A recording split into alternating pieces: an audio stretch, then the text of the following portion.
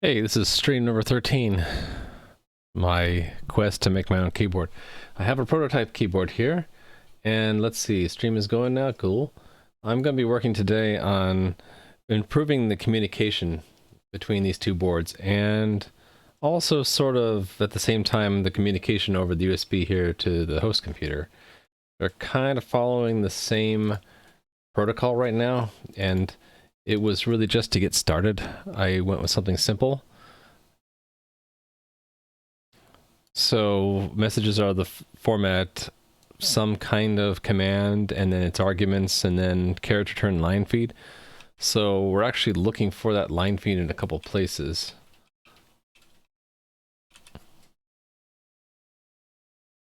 Here's one place, and the top level commands program and greetings appear here. And in another place, we're also looking for that new line, looking for log or key. And here what am I doing here? Generating a log message? I think this is, what is this doing?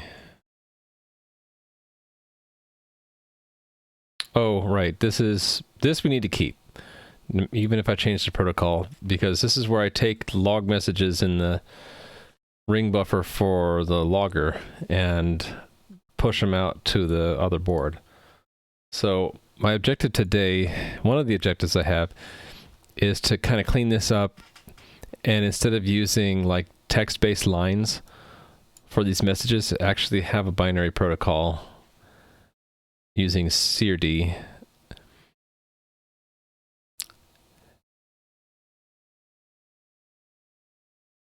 Right.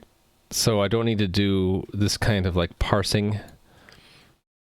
So there are a couple places where this happens, where we do parsing and generation.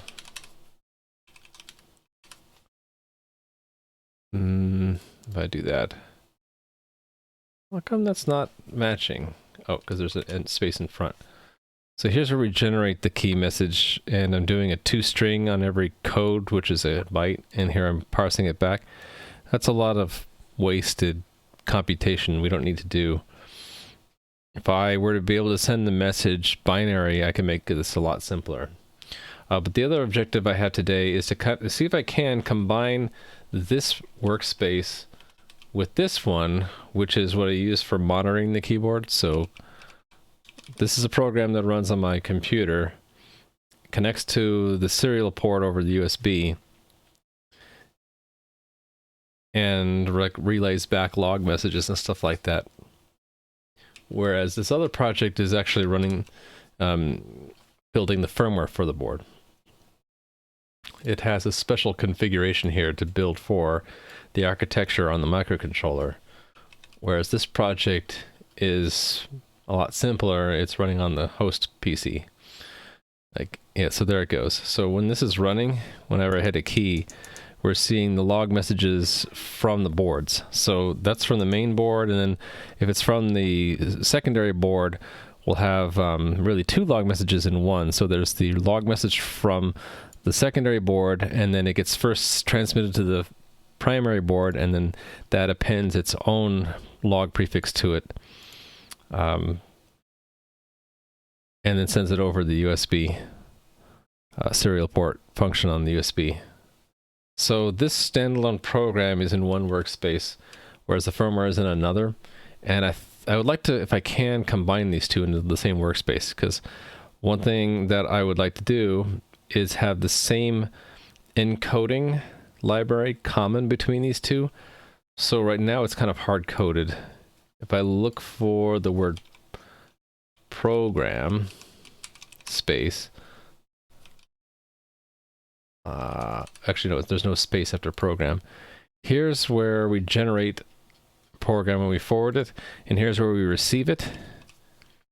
And in the other project, I said project and I should have typed program. Oh, that's interesting. I expected to find it here. How come I'm not? Huh. Well, it's in here. Right there. How come I didn't find that? Did I misspell it? Oh, hold on. Let's remove that part. Okay, yeah. So I think that N in front tripped it up. So the way I'm generating the message is the same in both projects. There and here, where we take the word program and then the size, turn it into big endian bytes. It's exactly the same as right here. So I'd like to combine them two into a common library, then make it use a binary format. Like it would be cool if I could just use like bin code with srd, and then just let those libraries serialize, deserialize for me. So the most convenient way to share a library between these two would be if I could somehow put them in the same workspace, have them one built for my PC and the other one built for this microcontroller. I don't know if this is possible, but I'm going to give it a try. So first step, I think, is to try to take this. Currently, it's a single crate, and push it down one level into a subdirectory and make the main directory a workspace. So actually, to kind of get an idea of what I need to do, I'm going to open a new window and then open an existing workspace that I have. This one that I had. Right, where at the top level cargo, it's just a workspace with members, and then you go into the subdirectory, which has its own cargo toml to find the crates, right? Kind of want to do the same thing. So if using that as a model, let's go ahead and just make a new folder and call it firmware. And let me try to just push everything into that level. Beep, beep. Move that. Move the source in there. Beep, beep. Editor config can stay where it is. Get ignore get modules can stay where they are. This cargo toml moves in there. Beep, beep. I have a shared Rust format toml. And at this level, I gotta make a new cargo toml. And here's where I'm gonna kind of steal from this project. And we'll just make this firmware.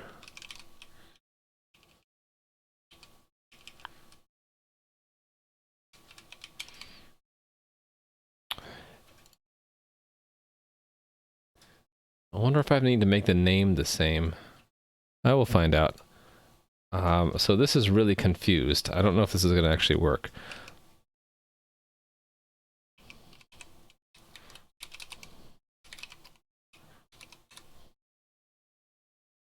Let's see, what is it doing? Resolver for the non-root package will be ignored. So it's a resolver at the workspace root. Okay. So that resolver entry that I had, I guess, needs to be moved.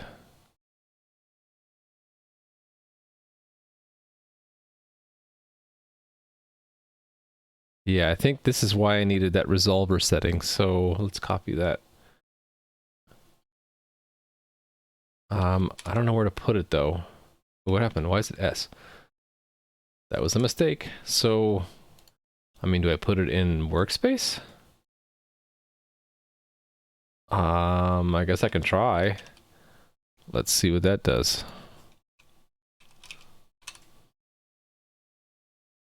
That fix it? No, we still have this problem.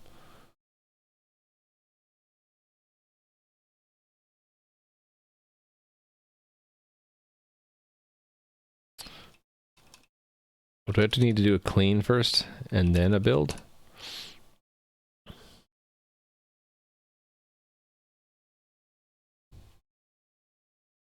I might not be able to build at this level.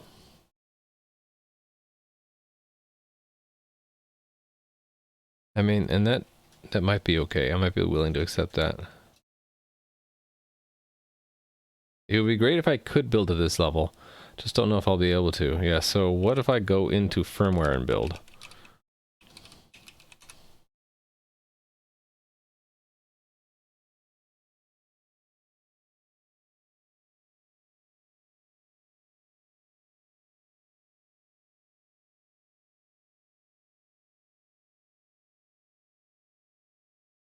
Okay, so that builds from there. But I can't build it from the root.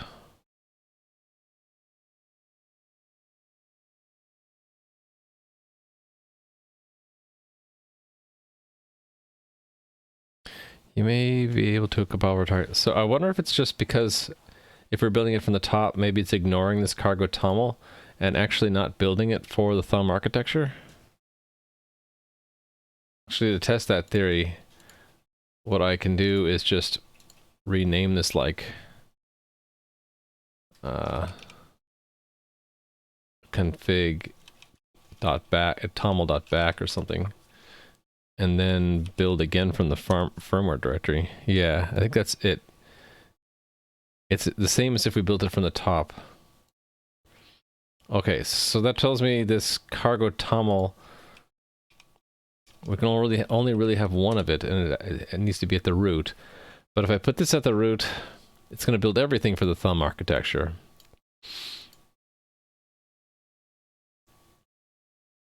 We can leave this where it is, at the root. We can say if we're building for the thumb target, we're going to want to have a linker script. That's probably safe. But this, I don't want to do that for every member of the workspace, right? If I want to add the other project in there. So I need an alternate way to specify the target for the firmware.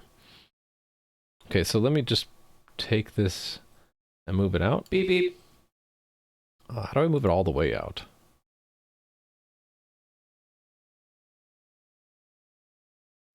Beep, like beep. That?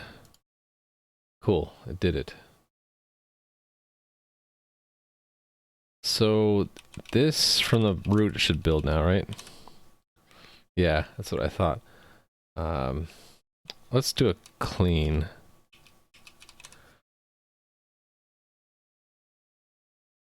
Okay, and then build.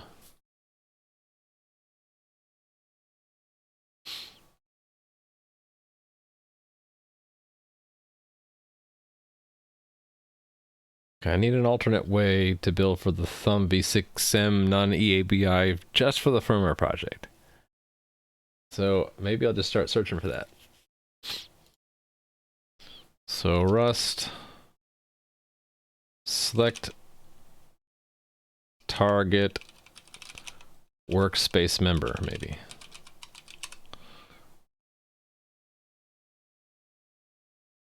Cargo default build target per workspace member. That looks promising. Aha! Create another cargo config file in the first member. However, our first member is not compiled. Yeah, exactly. See what people say. No one says anything. No. Okay. If someone would have answered that, that would have been nice.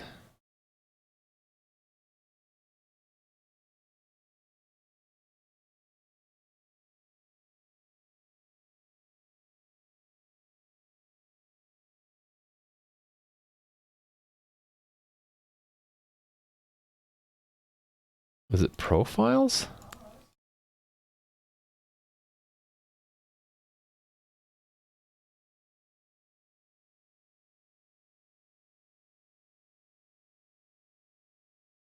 Cargo only looks at the profile settings and that manifests the root of the workspace.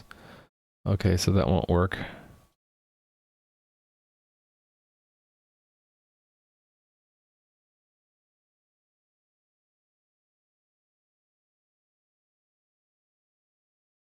Well, while we're here in the cargo book, maybe I just browse around and see if I can find it here. Like, what if I search for target? Following the keyboard for a while on YouTube, finally cut a stream. You're just a bit X. How are you doing?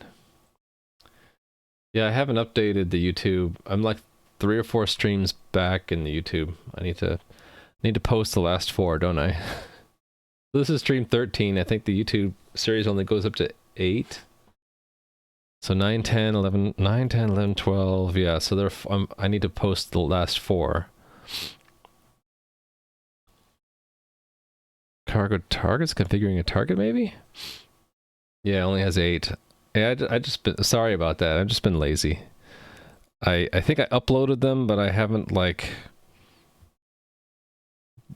done the small amount of work to put in the description and like set the language and stuff like that, and then make it public. I'll try to remember to do that soon. Hey there, prop elements. Have you always had a 1 after your name? Setting up a better IBP? That seems cool. Yeah. So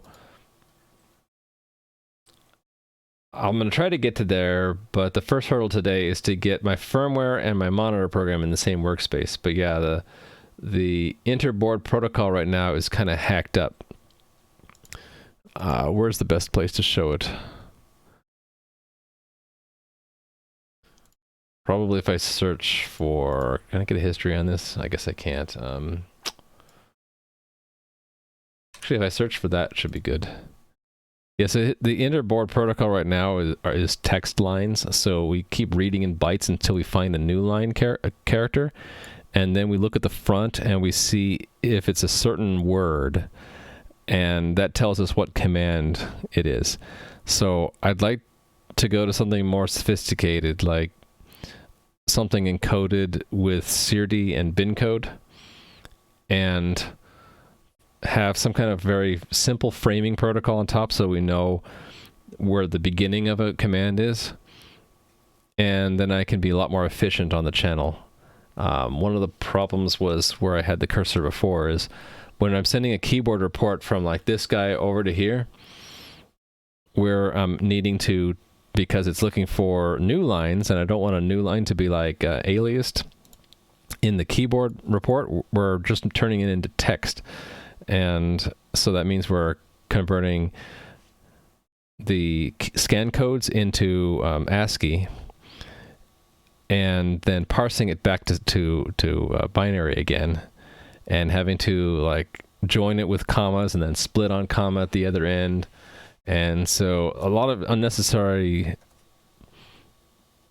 formatting and then parsing that I'm doing between the two boards. I'd like to do away with that. You hit prop elements, but it got hacked?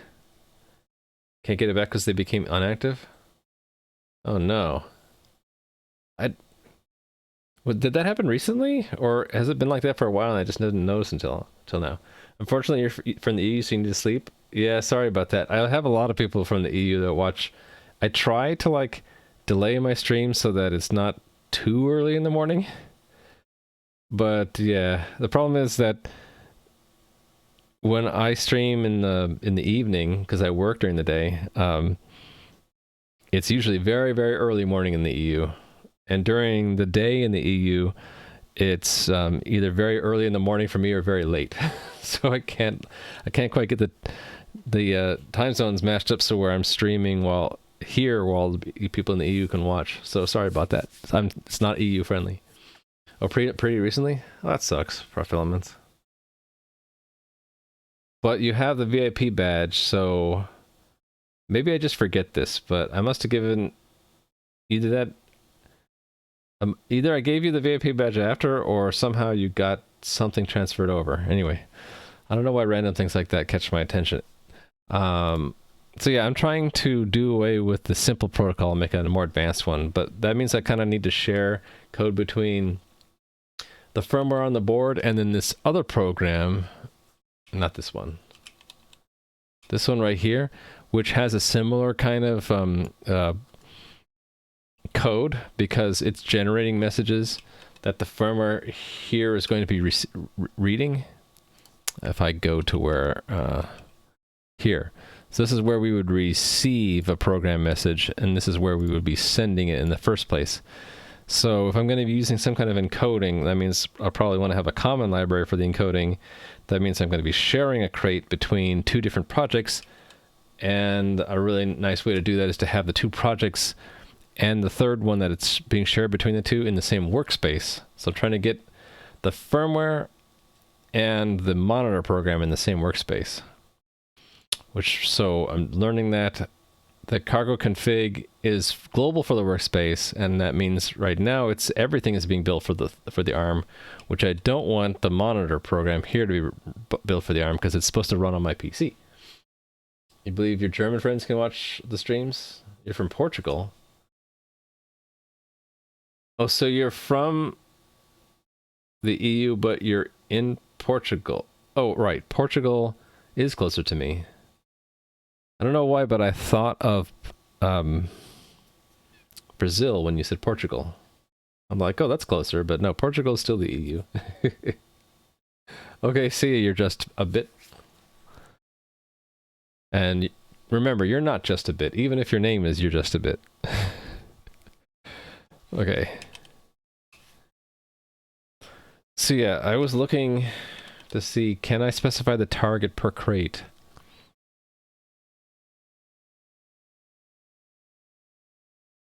See, I don't see anything here where we specify the target. And this talks about a target being lib, bin, or example, test, or bench. That's not what I really mean by target.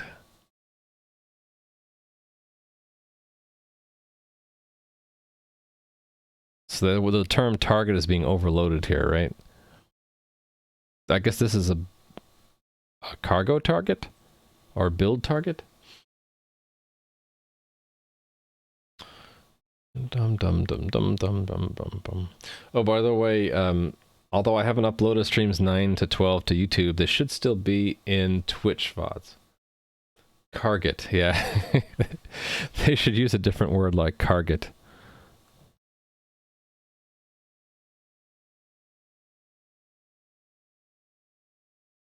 I'm hoping I can find a way to have crates be under different targets in the same workspace, but if I can't, what would be the plan B? That I'd have two workspaces of ARM workspace and a PC workspace. And then I guess I could put the shared crate in both and then just check it in to Git and then check it out in the other place. That I don't want to have to do that, but I guess I will if I have to. Can I go back and search for... Here we go.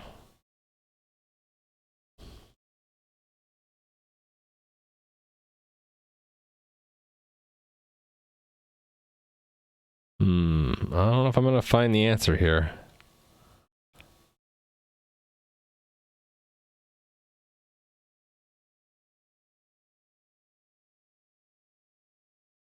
I don't know. I'm not seeing it.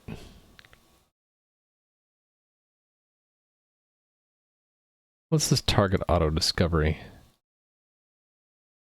Oh, that's what I was just looking at. Okay, never mind. I don't know. I think we're going to give up on that. Go back to search results.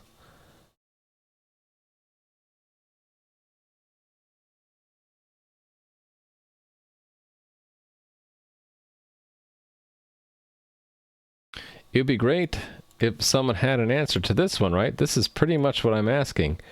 We have multiple members of the workspace. You want to compile some for one target and others for a different target.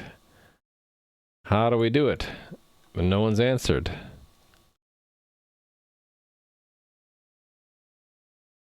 Maybe a related question?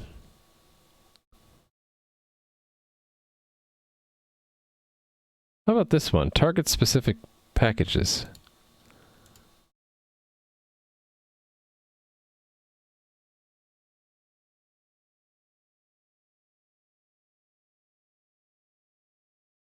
No elegant way of doing this somewhat related thing.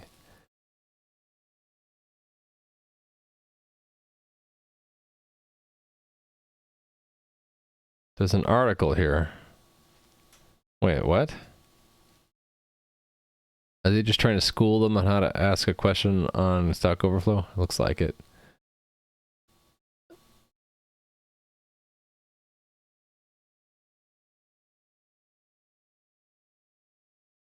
Why did they comment on the answer and not the question if it's a different person? I don't know.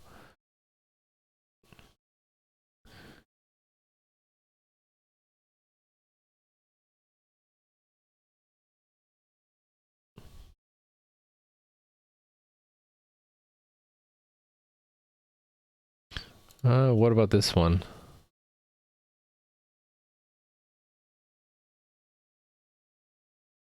This is just making two different binaries. We know how to do that. Oh, two targets from two different sources. Yeah, but that's two different targets, not targets.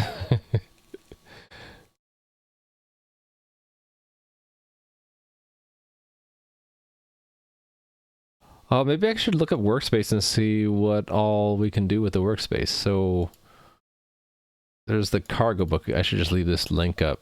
Put it here.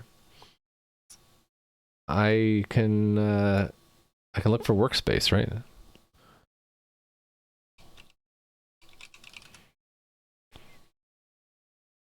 Workspaces. Here we go. Share common dependency resolution. Output directory. Okay, so maybe I can't have multiple targets in the same workspace because sharing an output directory, if the output directory has the target name in it, then this will be a problem, right?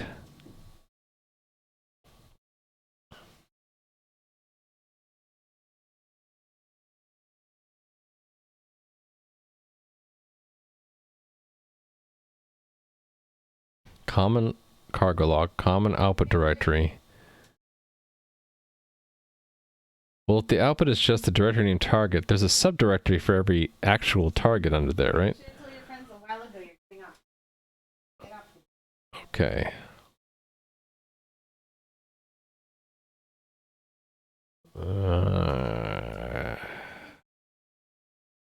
Looking for clues here.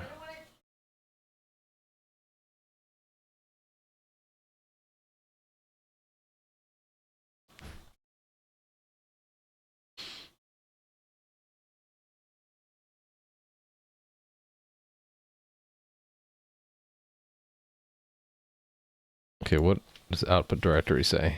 Output directory led me to build cache. So hold on, going back to here, target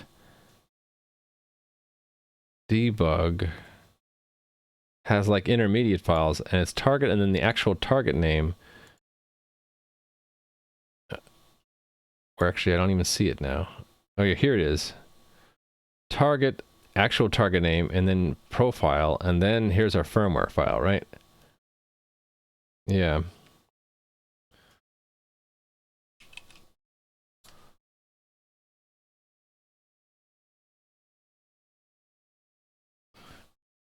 How? See, this doesn't even list it. The the directory level between target and profile.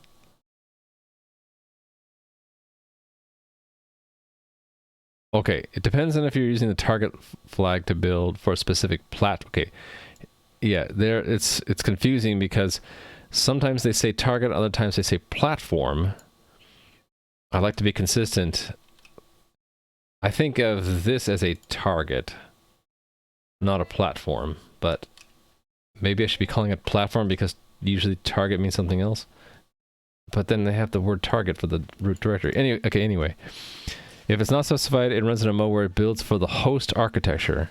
But I think this is overriding it, right?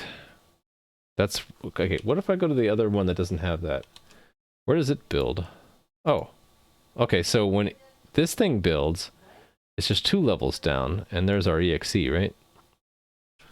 Here we built for a specific target, and although it had this level, it only really had like well, it has one for examples. Interesting. That implies to me that examples could be host specific. I wonder if I could get away with putting the host specific code under examples.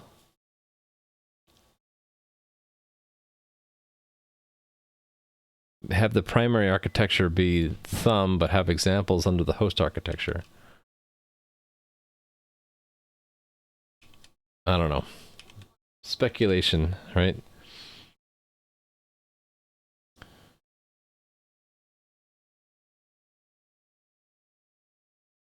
Okay, when building with another target --target, the output is placed in directory with the name of the target, and there's the triple. like arm thumb. When not using target, this has consequences. The cargo will share dependencies with build scripts and proc macros. With the target flag, build scripts and proc macros are built separately for the host architecture and do not share Rust flags. Okay. Not sure I completely understand that. But okay.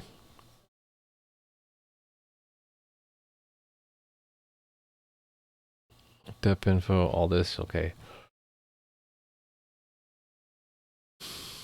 Well, I was hoping to see some clue, but I'm not seeing it.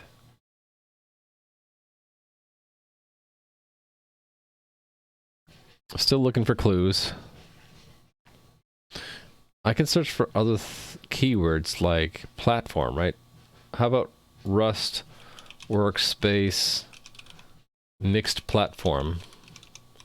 Can we make a mixed platform workspace in Rust? What's this one? Okay, that's sort of what I want. How do you specify workspace members should only be built on specific platforms?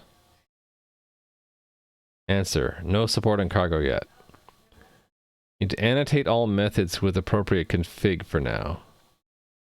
Well, that's not good. Where does that lead to? Per platform config for workspace, it is an open issue in cargo.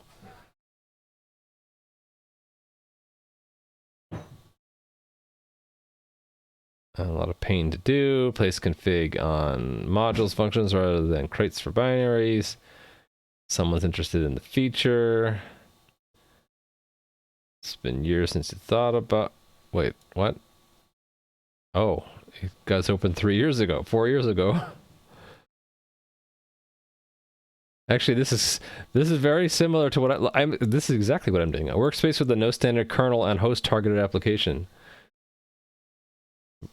You'd like cargo build to build the host targeted ones. Yeah, yeah, exactly. So what does he do?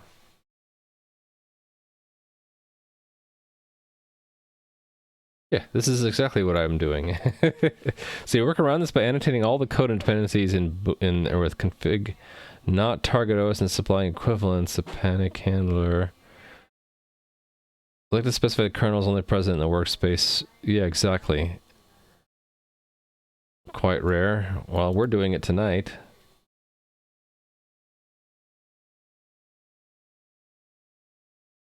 Per package target helps with this. Causes cargo to die on Windows. Okay, well, what is this? It's an unstable feature per package target. It has two keywords to the manifest: default target and forced target. First makes the package be compiled by default for some target. The second one makes the package always be compiled for the target. Oh, what if we tried this? The crate is always built for WASM, for instance, is going to be used as a plugin for a main program that runs on the host.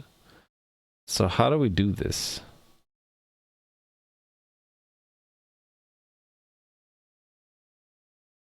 It's an unstable feature. How do we enable unstable features? Unstable features. That's fine. We're using the nightly channel.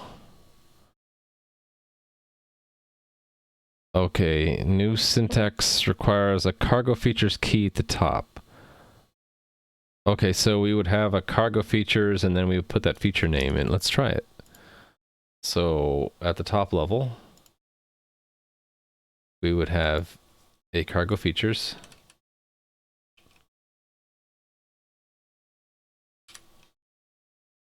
Right?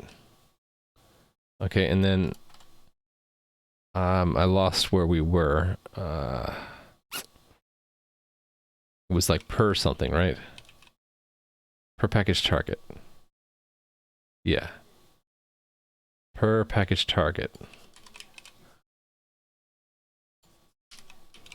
Okay.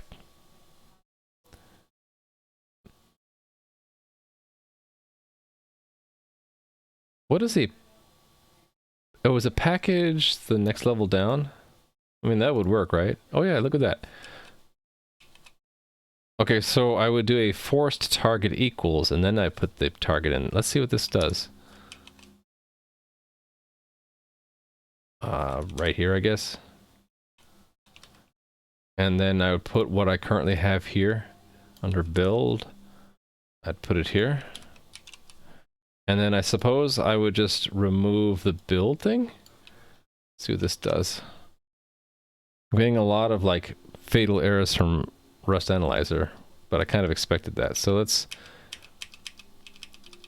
clean first. Okay, what's this saying?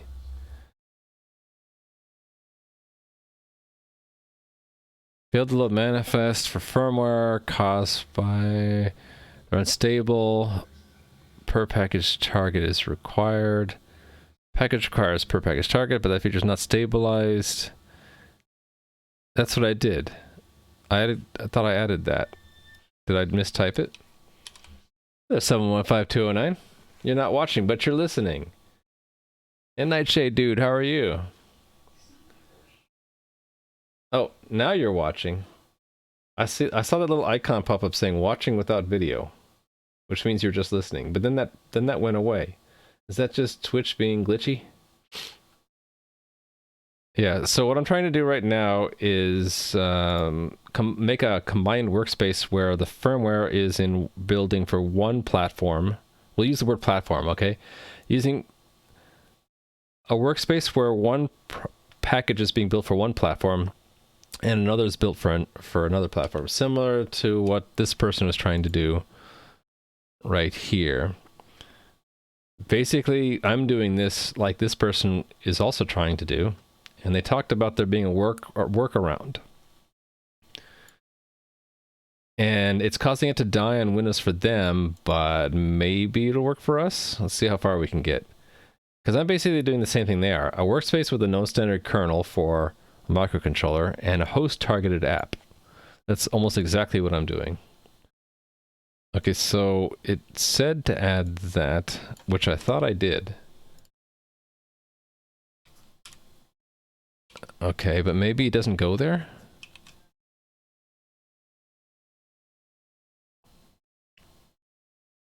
That feature is not stabilized in this version of Cargo. Consider... Okay. It's still telling me the same thing. So do I need to run a... No, we're running... I did add that.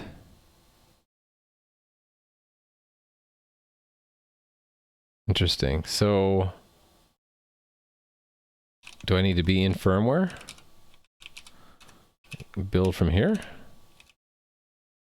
It does it even if I do clean.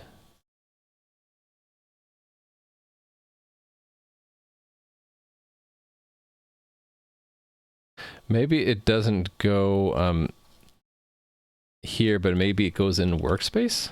I'm just guessing at this point. Maybe it goes there. Getting a lot of errors.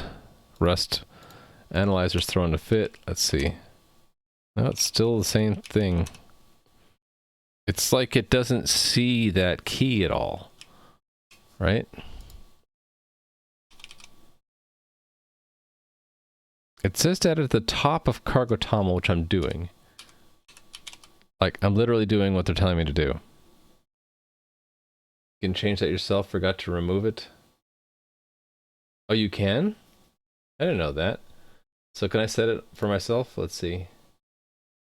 How do I get... Switch to non-mod settings. Is it under identity preview? Edit. Oh, you're right. I can say I'm watching without video, watching without audio, or I can use my TwitchCon Amsterdam, which I'm using right now, or a charity one. That's cool. I didn't know that.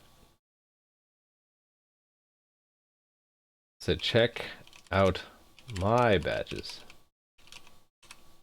So you see that little tulip badge? I went to TwitchCon Amsterdam. That's why I missed a week of streaming. Alright, so I'm doing exactly what they told me. But for some reason I'm getting still a lot of errors.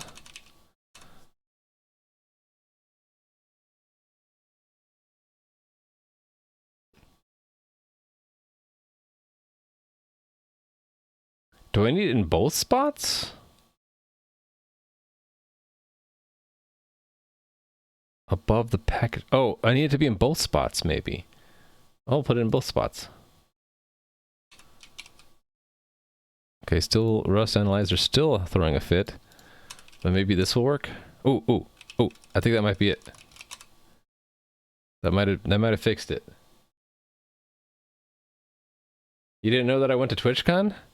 I announced it at the end of the stream before I went to TwitchCon, so maybe you weren't watching that. Anybody who asked if I was going to go to TwitchCon, I said yes. I went there and I didn't really see anybody I knew.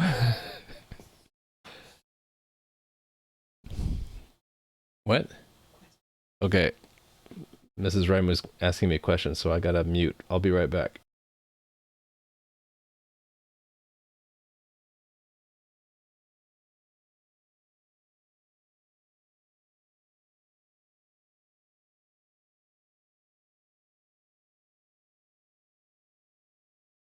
Alright, she just forgot the Wi-Fi password. You didn't know anyone who was going to, so you didn't go? Oh, I'm sorry. Next time I'll ask. Yeah, I actually wouldn't have gone if not for one of my kids wanted to go, and they kind of deserved the present overall. So I kind of chaperoned, or I went with them. 10-hour flight for me, and then, or 10 and a half. So yeah, I don't know if I'll ever do that again. Hey, but look, it built. It built. Did it build for the correct target though? It maybe did. Oh, look at that. It did. Okay, cool. So that has actually worked for me and it didn't crash. So the next step will be to pull in the monitor program. So the best way I think to do that would be to check this in and then actually what would it be like? Merge the other project into this one, because then I can keep the, if I care about keeping the Git history, then I should do that, right? So if I wanted to merge this other project in, what do I have to be careful about? I probably need to move this one into a workspace. And then when I merge, I'll have a conflict on the workspace file, right? And then I'll just, in the merge resolution, I'll fix that. And, they're going to also collide on the cargo lock. Okay, let's prep this one for the, so I'll have the same kind of thing. What do I want to call this one? Like monitor? And then I'll move the source into it, and then I'll move the cargo toml into it. Sure, and then I need to have a top level cargo.toml. It's always worth keeping the Git history. Yeah, that's what I always say, but then I never use it. You can delete and have it rebuild the lock file. I was just thinking that I will just have it accept one or the other. It doesn't really matter, and then rebuild it and then amend the merge commit. And so it'll be as if I had merged it correctly, right? Amend fixes everything. Let's grab this cargo toml, put it there, and here the member is monitor. Make sure that this actually, okay, it's Rust Analyzer's throwing the fit. Don't blame it. Cargo build. Oh, I need to get rid of this thing for now.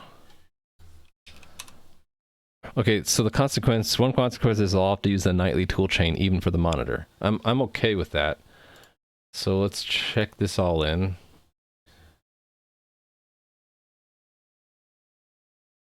So we moved the original cargo toml, added a new one, and monitor only had one file in it, so that just got renamed. Okay, so commit that. Push monitor down into a subdirectory.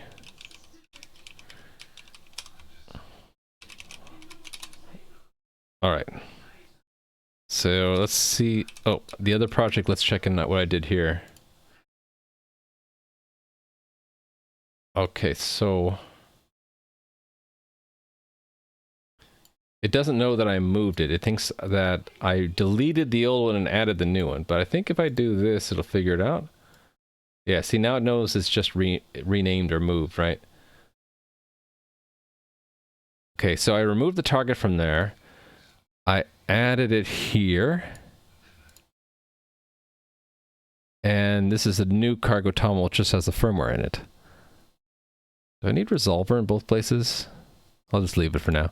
Okay, so then get to commit this. And we'll say push firmware down into firmware subdirectory.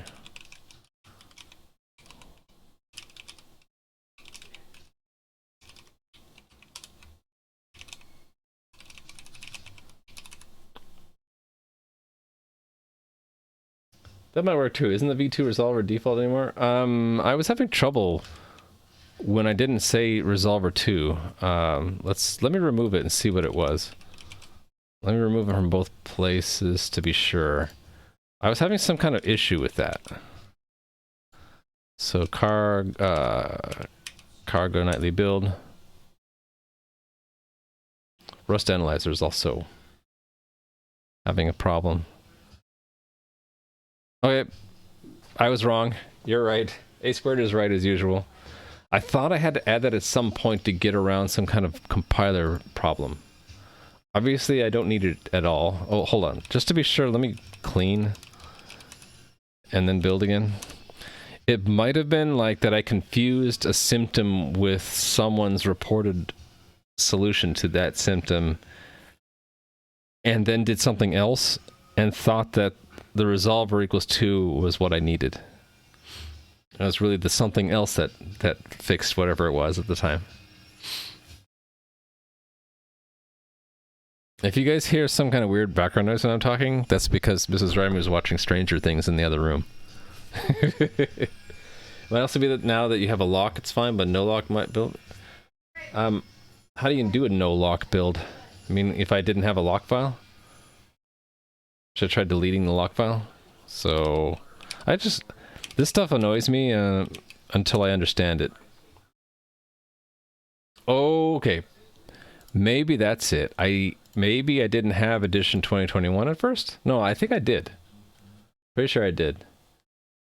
But let's remove the cargo lock and see what we get when I build.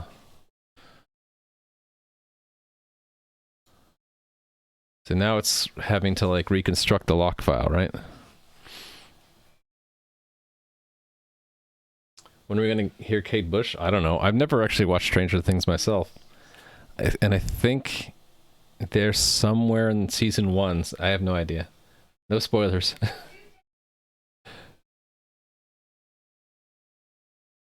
Oh, it's updating. It's just only when I click can you see it update. That's odd. That's a weird bug. I'll just click a lot so you can see it update. 93, 94, 95, 96, 97, 98, 99.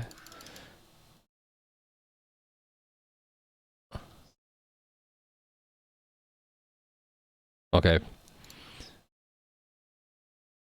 Curious to see what the difference is in the cargo lock. Probably it is going to download a newer version of some crates, which isn't a bad thing. Index download is slow. It has some kind of display bug. Okay, well, I mean that worked. What's different in my lock now? We got a new board support package update. ByteMuck is new. Ether is new. I have no idea what these are. Proc Macro 2 is a little bit newer. Regex is a little bit newer. We're using Seardy? What's using Seardy?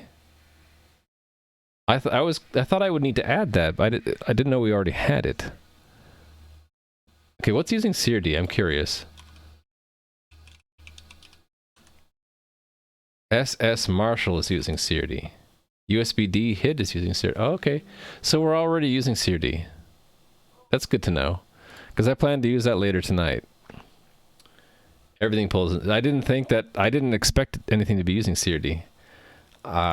This is a good change, right? We don't need Resolver 2, and our cargo lock needed to update. Actually, before I do this, let me run the build. Oh, I need to update the build program, don't I? Yeah, I forgot to do that because this expects it to be there. Actually, is it there now? Target thumb 6 v6m non EABI. It will be released, but I did debug. Oh. I might have to say which.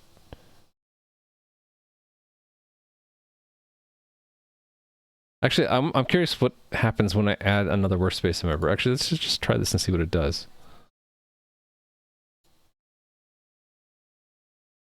Right now, there's only one workspace member, right? If once I add a second workspace member, I might have to say that I'm building the firmware when I do build.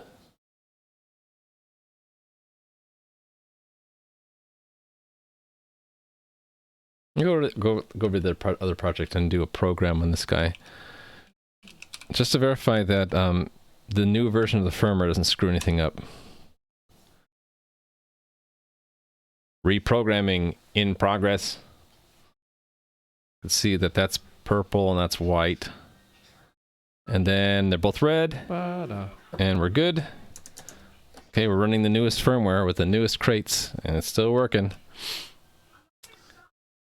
All right, so I'm okay checking this in then. So we're gonna say git commit that guy.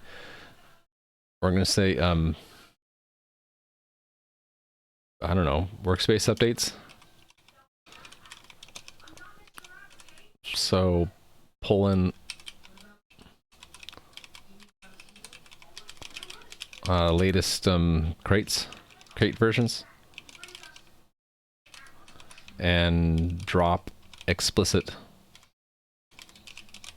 resolver specification, since the default is 2. Since the default is the one we were selecting anyway. Okay, since the one we were specifying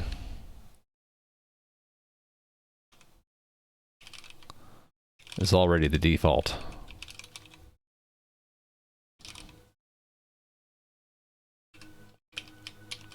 Okay. Okay, now let's do the scary merge. So the way I was thinking about doing this is just say git remote add monitor, and then pull in the git remote from here. Was it git remote view? I can't remember.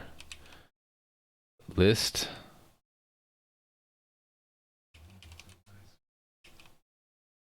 What is it? Just, oh, git remote v? There we go. So there it is.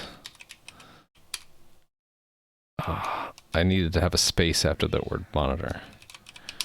Okay, and then git fetch, I think. Right. So we have monitor main.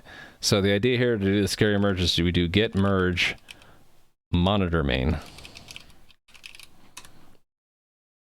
Okay, but they're unrelated histories, so there's some option to like force to merge unrelated histories. Git merge unrelated.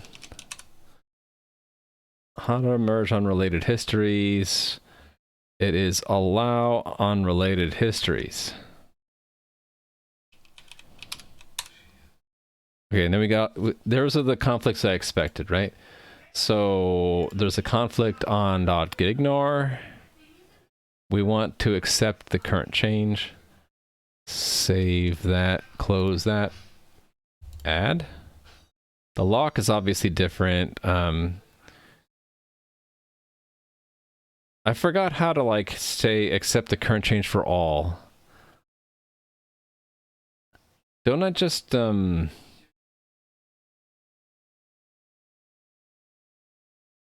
do I do this? Right click it. Accept all current. There we go. Fixed. Save it, I guess. Close it and add it. Okay, cargo toml differences. Okay, the way I want to merge this is add monitor here. And then delete this and delete that. And then I can add it. Cool. So cargo lock shows up as being added? What? Why is it doing that? We want to discard this, don't we? Oh, I bet Git Analyzer did that. Let's just... I think I'm gonna just do what I did before and just delete it. So let me... that button didn't work. Discard changes, please. Yes. And then I'm just gonna remove it.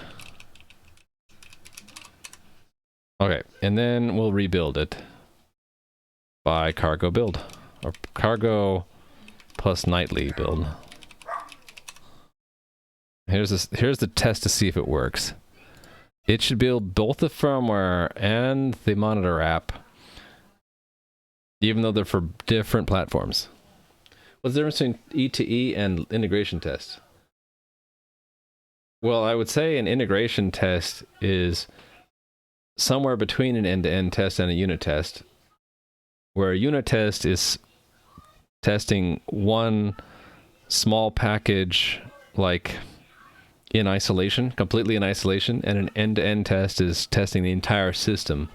So an integration test is somewhere in between. So rather than testing one little piece of code in isolation, you're testing some kind of subsystem or some kind of group of components, but then like you're testing it without the rest of the system. So either it can stand alone, and then you're just testing the integration of the things that go into it, or you're mocking or simulating the rest of the system at the boundary between that subsystem and the outside the rest of the system. I think that's what I would say is the difference to end-to-end and integration test. So why are you asking the question, though? Are you just curious? And end-to-end is interface-driven? No, I'm guessing what you mean by E2E is end-to-end. The way I interpret that is it is the entire system. The entire system is not just interface driven, it is literally everything. Unless you mean something else by E2E. Maybe Perkin, you can tell me, what does E2E mean to you? You did your first integration today in Rust? That's neat. What did you integrate? Testing Tungstenite package. Oh, cool. That's nice. Tungstenite is the WebSocket package, right? Is this just stuck? Okay, that's cool. Did it build everything? I have an idea that it didn't build everything. It only built the monitor, right? Target. I think we should just do a clean. And then a build. I'm thinking it's not building everything. Oh, wait. It did. It only built what it hadn't built before, which is the monitor. So now it's building everything, right? Cool. WebSocket with Redis? That's the thing you're connecting to, right? Is the Redis database? Ultra-fast RAM execution. What's ultra-fast RAM execution? Must have context to understand statement. Oh, cool. So it did build the monitor and the keyboard. Did it build it for the correct targets? I think so. Look at that. So we have the monitor here, and under this one we have the firmware. Okay, cool. This is working. It didn't work for that other guy, but it worked for me. So let's clean again. So really the one I wanted was build release, right? The release build of everything. We want to solve the sharding with Redis, comes out of the box. Okay. I started with the Tungstenite package when I was doing WebSocket stuff in Rust, but since I was really into writing packages from scratch. I ended up making my own, and it outperforms Tungstenite, but only because mine is specialized for my use case.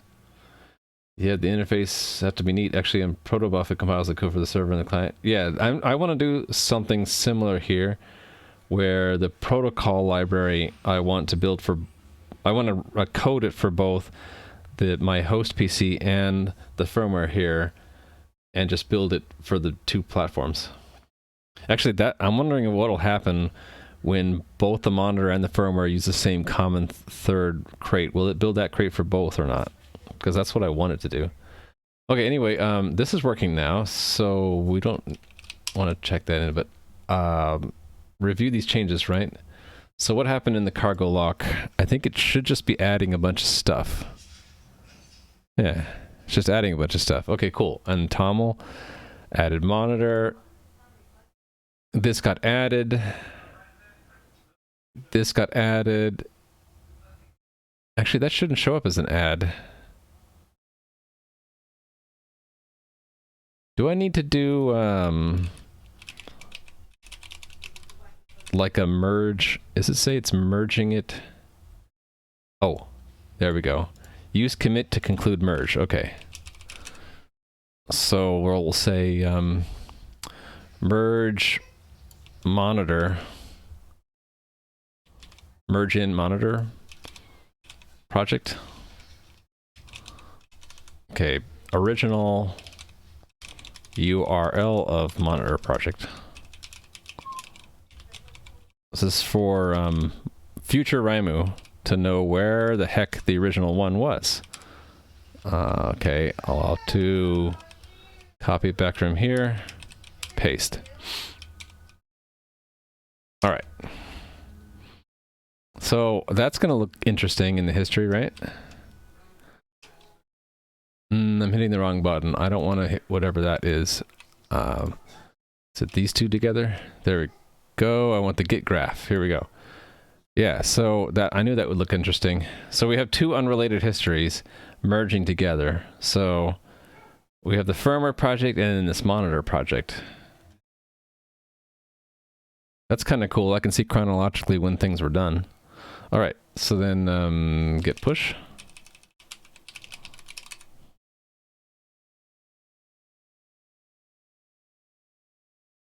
So what does this show up as? It's still showing this as an add, right? It shouldn't, because this has the monitor source main, right?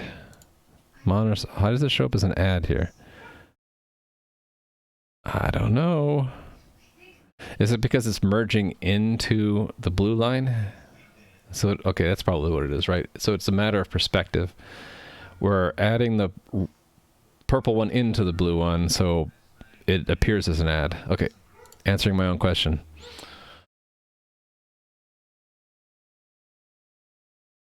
The interfaces have to be neat. Okay, yeah, I already read that. You see some similarities? Yeah, just in general, it's really nice to have an interface or a protocol or a common specification between client and server be specified once and then shared between server and client. I try to do that whenever I do server client stuff. It just makes sense, right?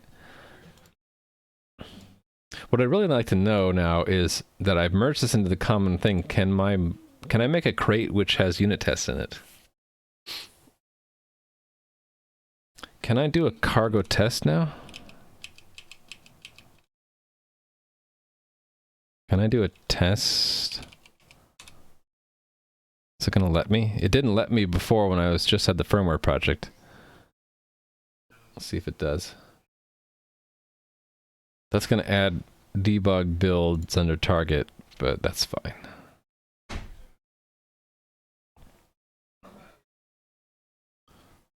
So when I did this with the firmware only project, I did cargo test, it would tell me that there's no test crate, which is correct. There's no test crate when you do a no standard prod package. Okay, it's still saying that. So I'm going to continue to have that problem.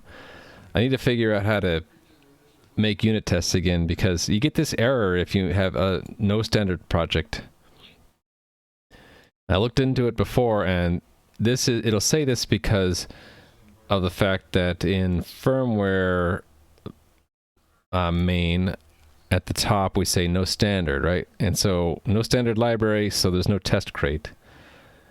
It would be cool because now that we have monitor, which is using the standard library, if maybe we could run tests from the root directory and it just ignores the firmware because there's no standard. But I guess I'm guessing if we go to monitor and run the same command, it probably works. Because now it's just going to the subset of the workspace which is supporting the standard library. So I would expect this to work with testing. Yeah, okay, so that works. I don't have any tests, but it at least ran. It said, you have no tests.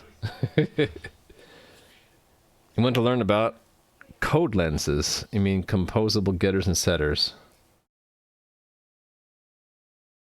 I'm having trouble, Perkinji, correlating what you're saying to anything I'm talking about or doing, but that's okay. Code lenses, I'm not sure I understand what the term means to you. And you say you mean composable getters and setters. So we're still talking about Rust, or is this a different language? I'm a little bit lost. Okay, let me see if I can resurrect my Rust analyzer. So that would be like restart server. Couldn't, failed to read, what's it saying? Failed to read cargo metadata.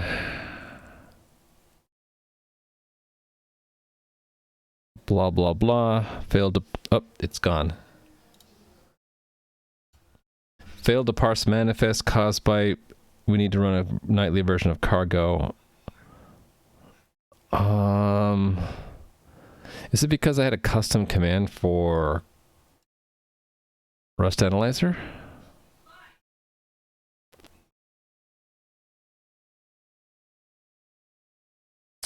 Maybe it's that? Okay, so I just hosed my Rust Analyzer doing this.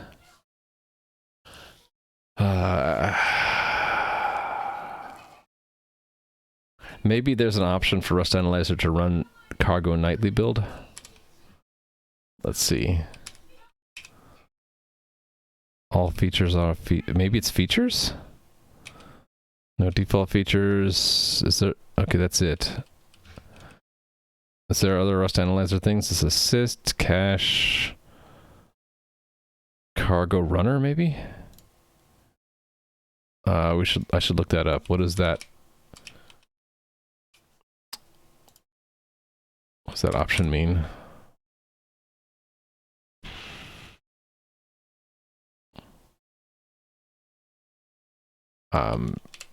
Okay, my search engine not helping me much today.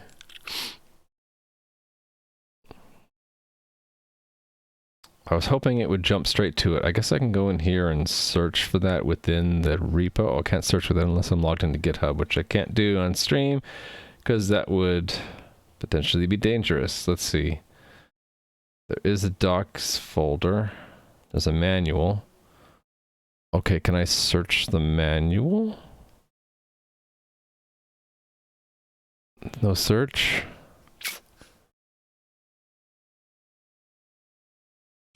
Beep beep. Nope. Beep beep. Nope.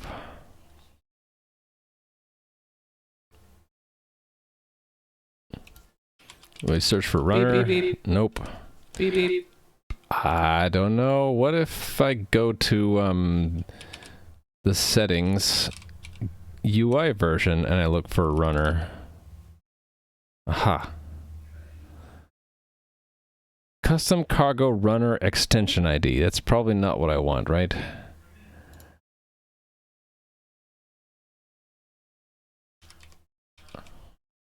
Rust Analyzer. Okay, let's look through this.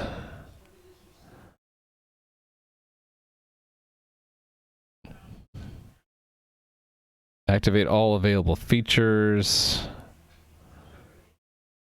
Can I just add features here? Maybe I need to add the feature that my cargo toml has to Don't activate the default feature. No sysroot. Run build scripts to perform more precise code analysis. Wait, modifying a workspace?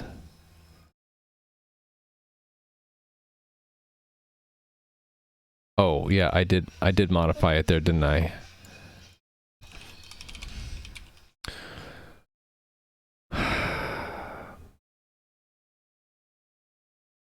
Let me see if that command is actually broken. So let's run it ourselves. Cargo plus nightly clippy. I don't want to type all that. I'm just going to copy paste it. It looks like it's working. It's dumping out a bunch of JSON. Are you planning to encrypt the I/O? What? No. Why would I? It's just between my keyboard pieces and the host computer. Why would I need encryption? I really just want to make it efficient. So not need to parse or format the data, right? Close to binary as I can, simple, like using CRD with bin code or something like that. Okay, so that's not the command that's screwing up Rust Analyzer. So what is it?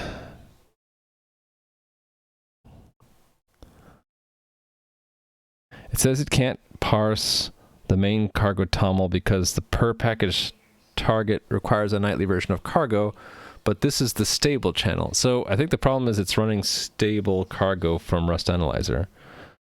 So maybe what I should do is go back to my search engine and say Rust Analyzer nightly cargo. How do you execute cargo tests using the nightly channel? That's not what I want. Rust Analyzer with unstable features. Is this what I want?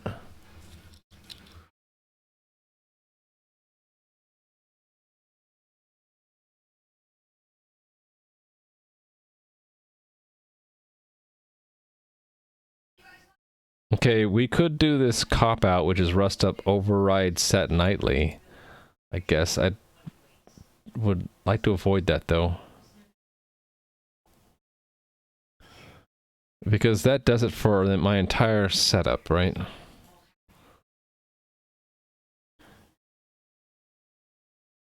Wait, this says it uses for the default for the project. You can set it with that. I thought that was system-wide, not project-wide. Huh. Okay, well, that didn't really help.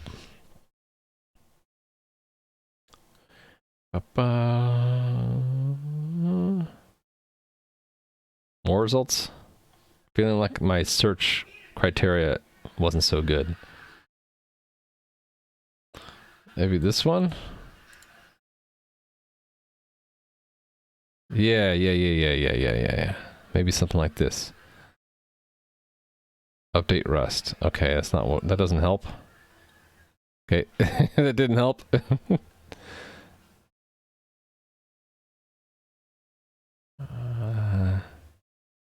Maybe I just got to go back to Rust Analyzer's manual and we don't need that. But Rust Analyzer manual. I shouldn't have closed the page it was on where we were. Okay, here we go. The manual. Installation. Let's just search for nightly.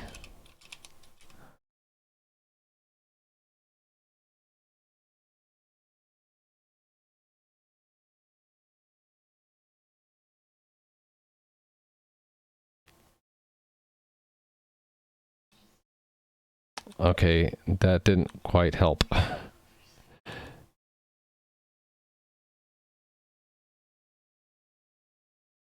Well, here we have a list of options.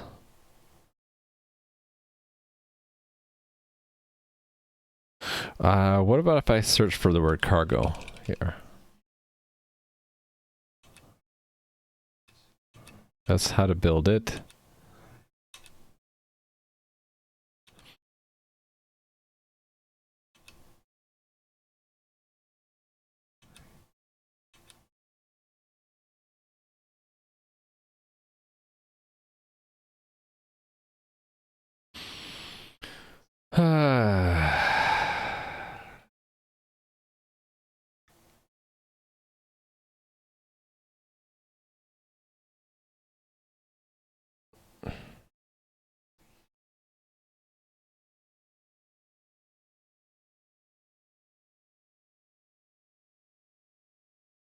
Yeah, maybe I should just make it use nightly for everything.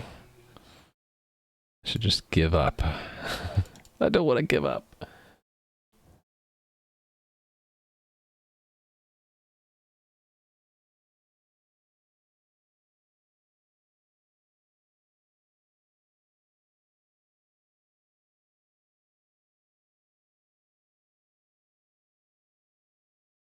Okay.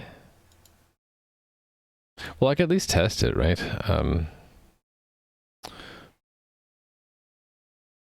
Now I wish I had saved. Okay, let me leave the manual up in case I need the manual again, right? And then let's look up Rust up default nightly.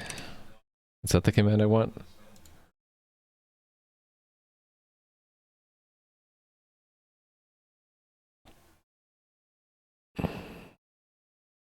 With Rust up override set nightly, it sets the default for that directory to nightly. Okay, maybe we'll try this and see what it does.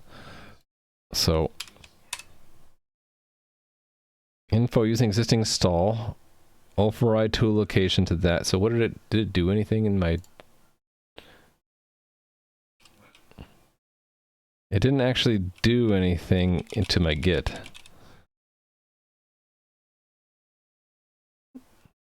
So where does it actually keep track of that? If not the project, is it in my home directory? Okay, anyway, let's try to reload this guy. Okay, that fixed it. Maybe I just settle for that. Then it's actually simpler, right? I just want to make sure it's not global. So can I go back to the other one and test it? Cargo check.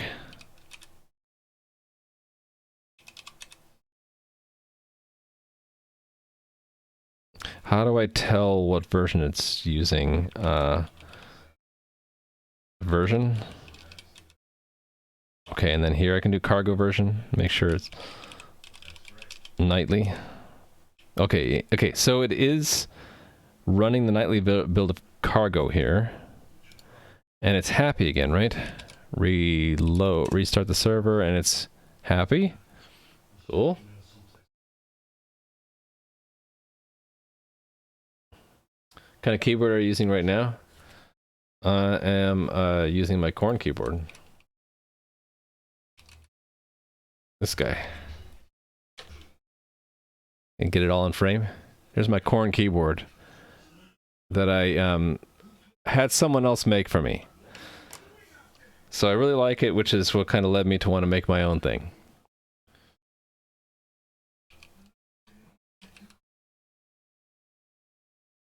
So yeah, I really dig the split keyboard and just the overall design, which is kind of inspiring my own design. Yeah, I got this like in January-ish, like end of December, or mid. No, I ordered it at the end of December, got it in January sometime.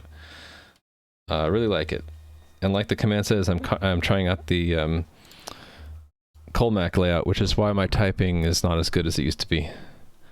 Okay, did this actually load? Let's test it. So I'm gonna cause a syntax error somewhere and see if it catches it. So like, let's just make that a try instead of a trim. Okay, cool. Actually, now that we defaulted the tool chain, I can make a few changes here. I don't actually need this anymore, right? Let's delete that and make sure that that actually isn't needed anymore. So then let's restart the server.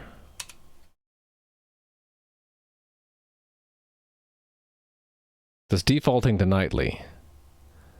I don't need to say nightly anymore there, so it should be a lot simpler. Thought you built the one that Adam used? I'm using his build as inspiration. So that's in my notebook here. He's using the chalk keyboard, which is low profile. I'm not using, I don't have a low profile one. So yeah, it was what Adam's keyboard looks like. Does he have a picture of it assembled? It's not that one. Yeah, it's like this one, right? I think that's the chalk. Adam's is a chalk keyboard, which has the low profile switches. What else? Oh, and he cut off the ones on the end. I mean, when I ordered this corn keyboard, it was also inspired by what Adam got, because I mean, let's admit it. When I see people really happy with what they decided to do, I tend to try it out myself. So I didn't want exactly what he had. I just went with something close. It just I didn't really need the low profile ones. I was perfectly happy with the normal chalk, and the normal cherry switches, and I thought, well, if I get the normal cherry switches, I probably have a lot more flexibility with the kinds of switches and keycaps. Whereas with the low profile, I kind of felt like there are fewer options. So, but yeah, I'm still heavily inspired by his project. So that's why I have all this stuff in my notebook about it.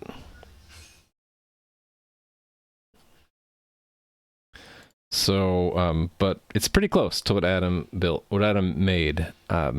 I just had someone else make it. Now for this that I'm doing here, that inspiration continues. Like, there are a lot of things in common, but I'm also making a lot of personal changes to it. So the biggest thing is that I'm making the firmware all in Rust myself and not using QMK. And I guess the second big thing is, rather than starting with the corn, I'm just making it myself, because I don't know, I'm just picking the things that are fun and I'm doing those things. So I probably still need this, right? Actually, let's see what happens if I delete that. It would be cool to get rid of these overrides if I can. So if I restart the server, is it going to have trouble with the all targets false? We'll find out.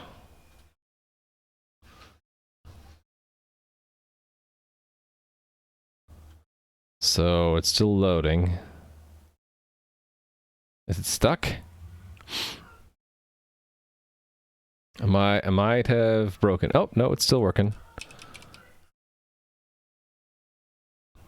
Okay, cool. One thing I should have tested. Oh, yeah. Okay, so that's a problem.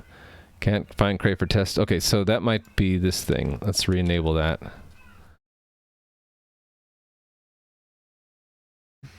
I don't want that to show up.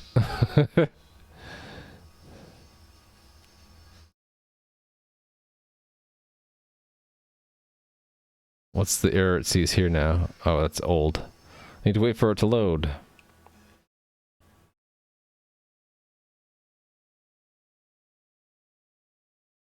Okay, so that error went away. The other error... Okay, so that means I need to keep that line. What about that first line? Can I remove that? Reload now. It didn't ask me to reload before. Seeing what I can actually trim away from the settings customization now that I've bitten the bullet and done a rust up actually, I should comment what I did there. That should go in my readme. This rust up override set nightly. I should put that in my readme if we decide to go this way. Where's my readme? Do I not have a readme file? I can't believe I didn't make a readme file. Okay, well, let's make one. readme.md. Okay, so this is rusty keyboard. If I could type, write some short but inspiring intro here. All right, and then further down in a section we'll say like building or something, and then here I need to have a note,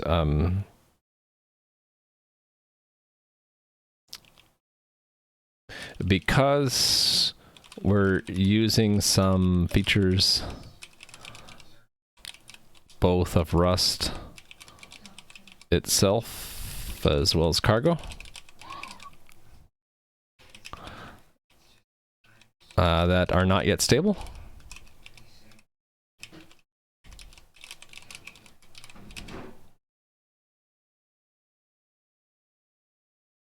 The first thing you need to do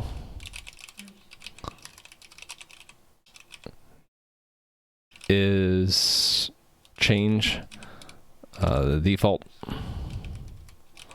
tool chain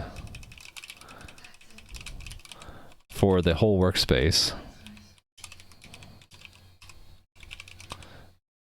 to the nightly build with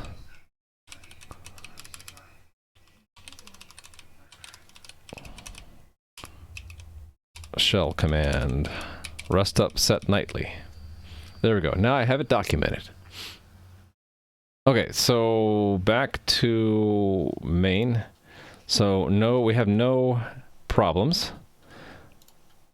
Can I make a problem and verify it that cargo clippy is working? Because it's important to me that my tools work. Okay, so that works. Now can I go over to the monitor and will it understand if I make a problem here? Cool. I like it. So now we have in the same workspace, we have both the host-based monitor program and the firmware project. I like it. All right. So this is a consequence of doing rust up overwrite set nightly. Is there anything else that I can get rid of now that I might have sent? Okay, we do need that. Nothing to do with nightly. We still need that one. Prove that we still need that one, right? Okay, and then does the firmware one have anything specific to the nightly in here? I don't think so. I think we're good. Anything in any of these files? Don't think so. Okay.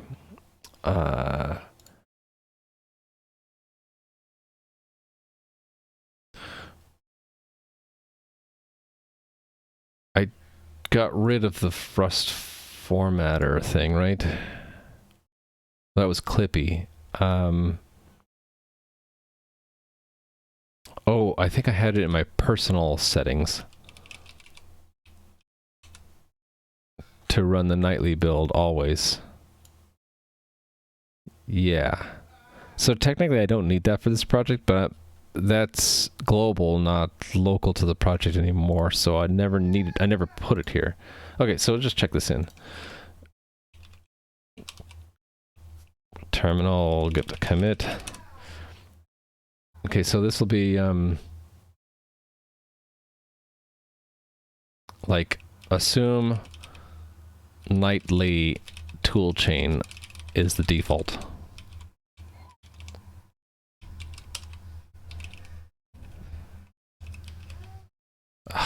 If I type too fast, it goes in the wrong window. All right, now we're getting there, right? So I want to make a common crate shared by the firmware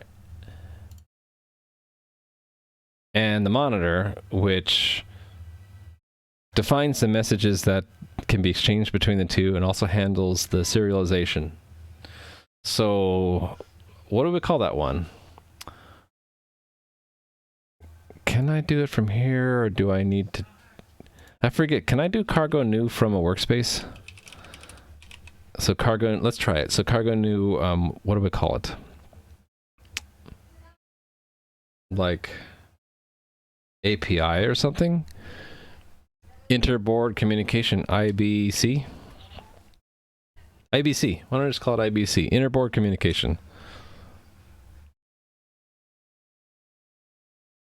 Okay, yeah, it's telling me... you know, it would be cool if it just did that automatically. I understand why it doesn't, but it would be cool if it did, right? It's telling me to do this, right? Add it to your workspace. So now it's in the workspace. Okay, we need to make this a lib by pressing function click that, hit, that's not the right key.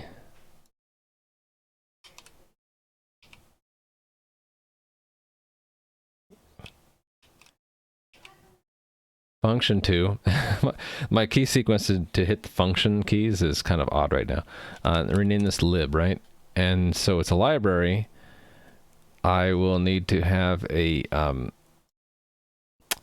start with a test, right?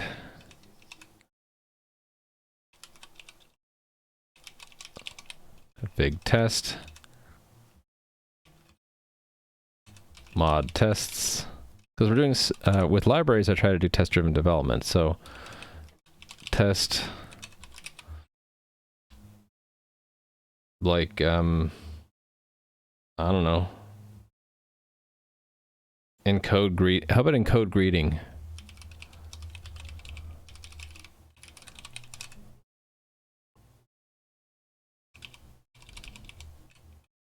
Just to make sure the machinery works, let's do an assert false. Make sure the test fails.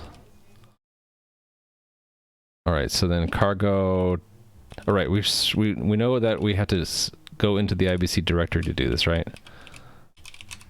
From the root directory, it still has that shortcoming. Okay, cool. So it knows about the tests and the test fails. Okay, next. Let me just define it. So enum message. Really, that should be in a module called message, right? Message.rs. From here, we'll say mod message. And here, pub enum message. Okay. So then the kinds of messages, let's just say right now we have greeting. Yeah, and then impl message. Actually, hold on. Here's where I kind of want to pull in certy, right? So it's derive, serialize, deserialize, serialize. Okay, and then cargo toml, I need certy equals version equals 1.0 features. We need derive. Doing this from memory. All right, because that's a brace, right?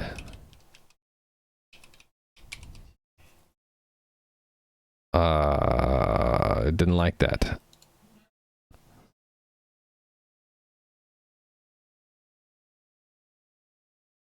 Oh, it's just old. I need to wait for it. Pub mod? No, well, I think I'll just do a use when we need it. Here I should do a, what's it, use super. That's the convention, right?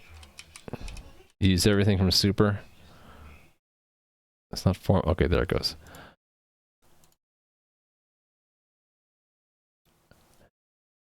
Yeah, my Rust analyzer is catching up. I know I'm gonna have to do use. I just forget what it is. This is certy d.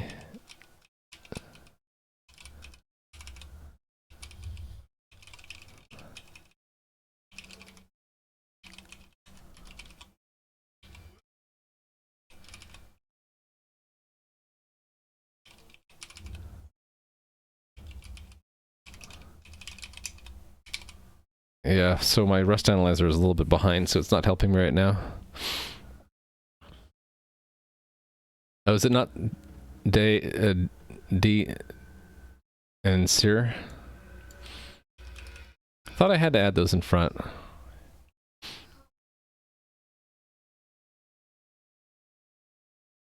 That should be minimally what I need, right? And then I'm gonna want bin code. I made my own thing, but I'm not going to bother pulling it in. Let's just use bin code. Oh, the other thing I need to do is turn off the standard, right? So this would be, I did it over here, didn't I? One of these. This thing. I need to turn off the default features. Okay, and I probably need to do that. No, I remember I looked at this earlier. Bin code is no standard by default, so it's cool. We don't need to change any features there. Okay, so that's on. Wait. 2.0.0 isn't released yet? Really? They went from 0.0. I don't get it. So I can't do 2.0? Wait, there's a 1.2.0? What?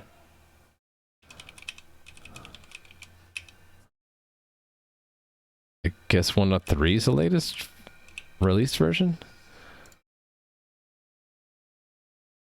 Huh, so it is. So they haven't released 2.0 yet. We'll stick to 1.3 for now. Crates tells me 1.3, yeah, that's what this was saying too when I was clicking on... How come it's not working on... Not working. My Rust Analyzer, I think, needs to be restarted. I guess let's just reload. It got stuck or something. It shouldn't take that long to load, right?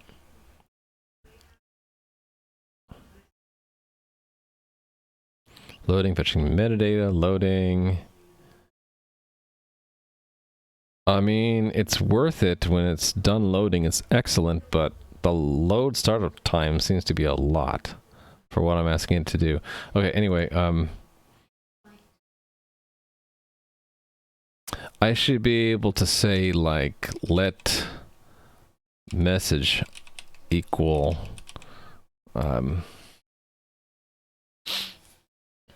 forget how to use CRD. But really I can just look at bin code, right? It's examples. Here we go. Bin code encode to vec, is that what I want? I suppose. And then I let it borrow something which can be, oh, they have derive for encode decode? Oh, so you don't need to use CRD? But what if I wanted to use CRD?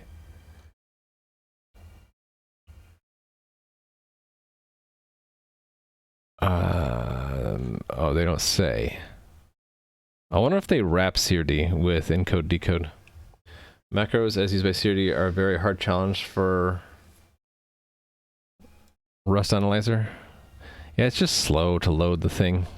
I'll give it time. We'll read about this while it's loading. So I kind of want to go back actually to API reference. Can I just open that in a window? There we go.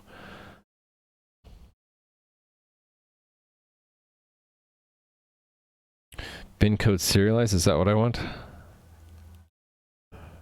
Blah, blah, blah. Serialize.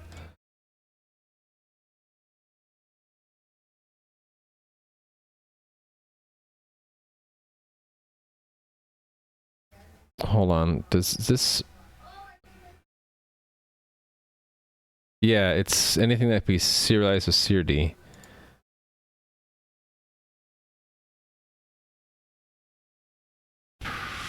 Default options, serialize. So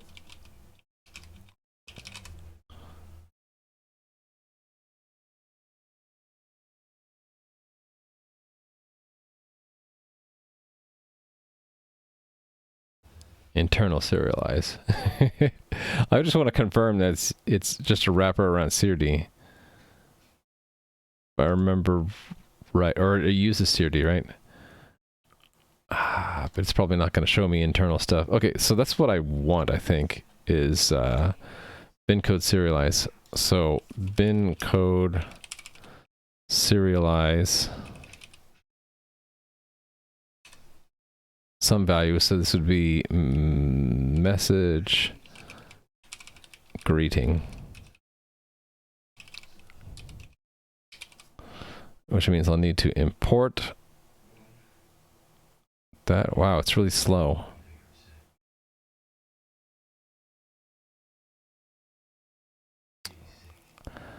It's really slow.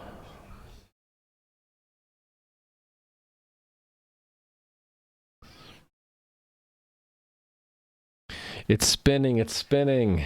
Go faster. I'm waiting for it to give me an error message. I didn't expect it to be this slow. Come on. Come on, man. I got coding to do.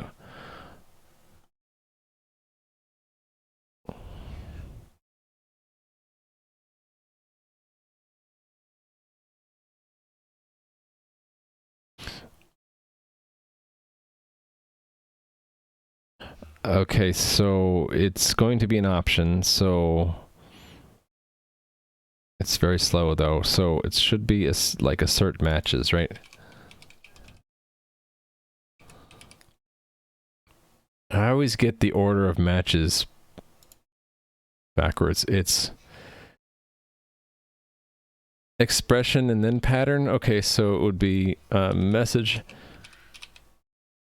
is okay. And then the internal would be script message if message equals. I can compare a vector to an array, I hope. So it should be encoding it as just a 0. If I remember bit code, well, it might use 32 bits. Let's see what it does. Of course, my Clippy's still broken.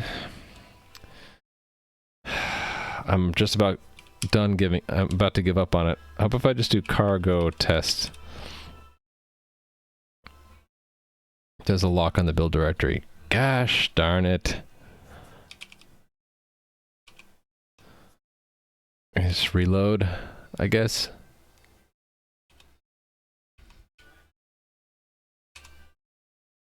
It shouldn't take that long to load.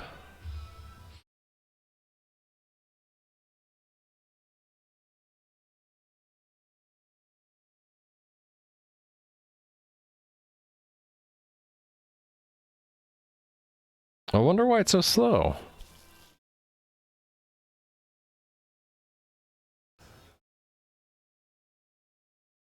This is painfully slow to load.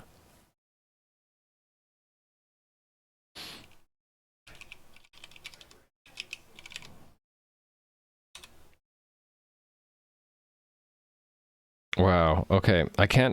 I won't be able to work if, like, every time I load, it takes minutes just to load Rust Analyzer.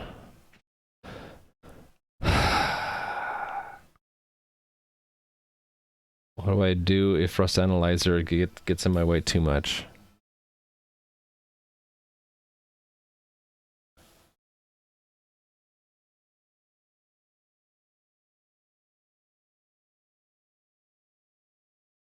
Okay, so it is running. It is working.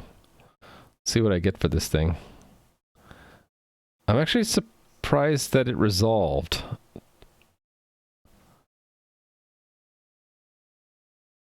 I wonder if it's even, it says unknown, which is weird.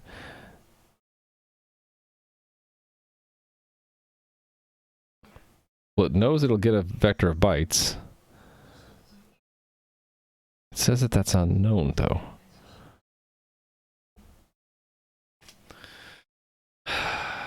Rust Analyzer, you're killing me.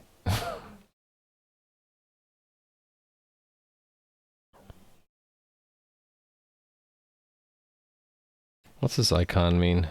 There's a running task? Oh, the test that I'm trying to run.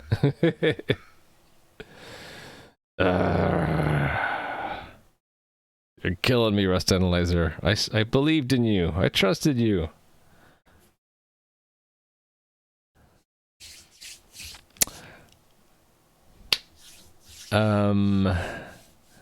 Well, what do I do now?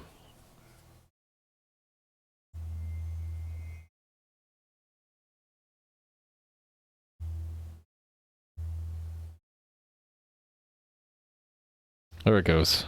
Okay, so we have errors. It just took a long time to tell them to me. Yeah, it's undeclared, right? So I want to do pub use message. Oh no. Is this gonna like take 5 minutes to load every time I save? What if you only open that directory? I mean, that's what maybe I'm gonna need to do. But like, the whole point of getting into the same workspace is for convenience.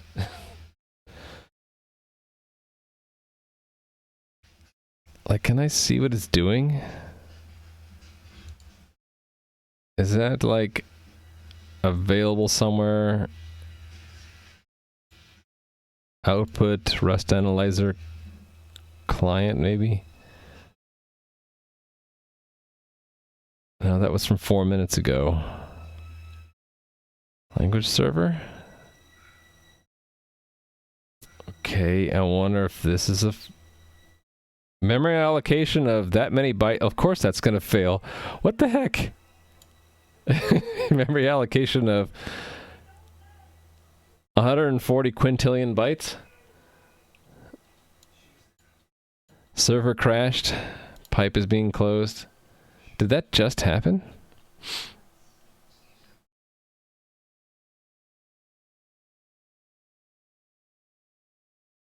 So I guess it's crashing, right?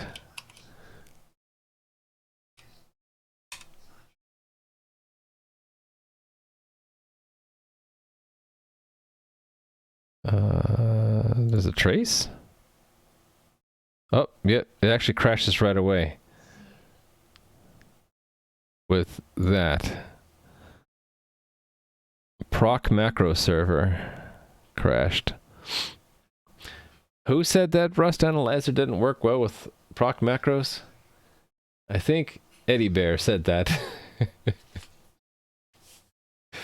Seems to be a challenge, such a hard challenge for Rust Analyzer that it needs 140 quintillion bytes to solve it. Okay, so that might be why it's so slow, but I'm not sure. Oh, wait, both windows showing that? No, just this window. Just the server trace was, right? No. This window.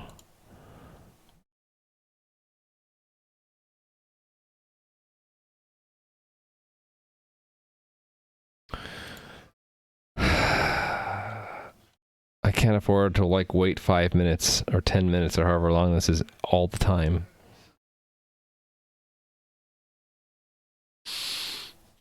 So yeah, I might have to load the subdirectory. I'm gonna work on this. What a shame. Just download more RAM, easy fix, yeah. Okay, but when I run it myself... Okay, it says it's done. When I run it myself, it doesn't take that long, right? If I, from the main directory, I do cargo clippy. There are a lot of problems. What is it trying to tell me here?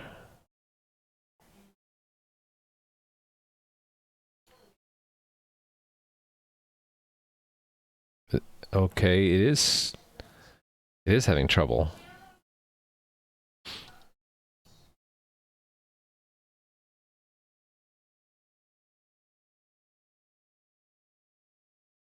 Okay, so it's not just Rust Analyzer, just running cargo clippy is getting stuck on SIRD for some reason. Is it pending an update? I don't think so.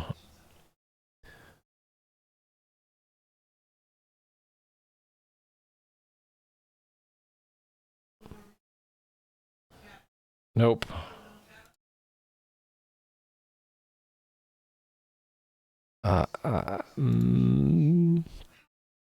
Does it say what version we're on? That's the wrong thing. We don't want settings. Version 0.2.1010.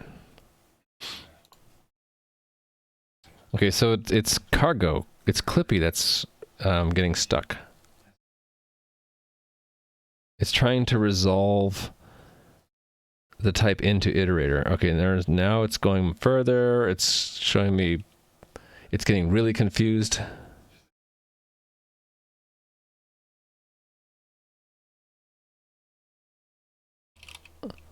Okay. Cargo build is okay though, right? No, cargo build is also having problems.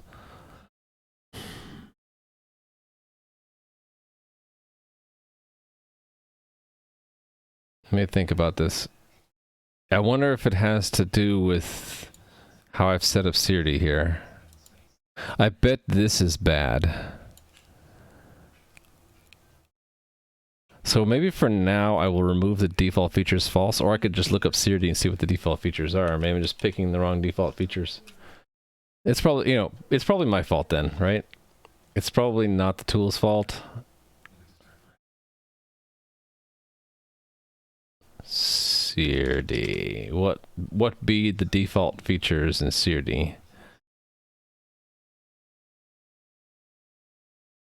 Alloc, maybe? I'm trying to read this section. I can never read that for myself. Let's just look at the GitHub. Easiest for me is to just look at the file. Okay, default to standard. Okay, so we're just turning off the standard feature then.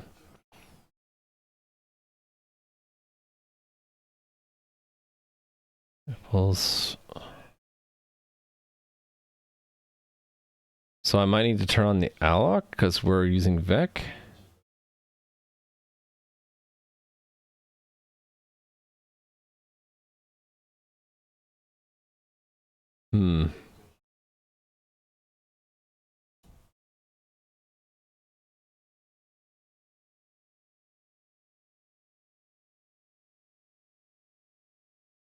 Okay, let me just turn that off for now. See if that fixes this.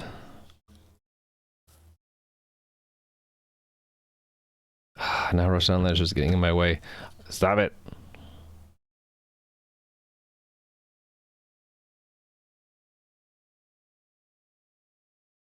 Can I just kill it? I can kill it with Process Explorer.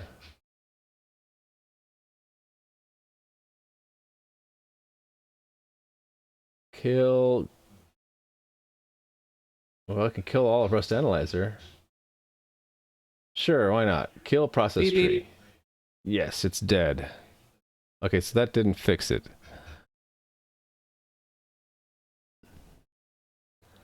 Okay.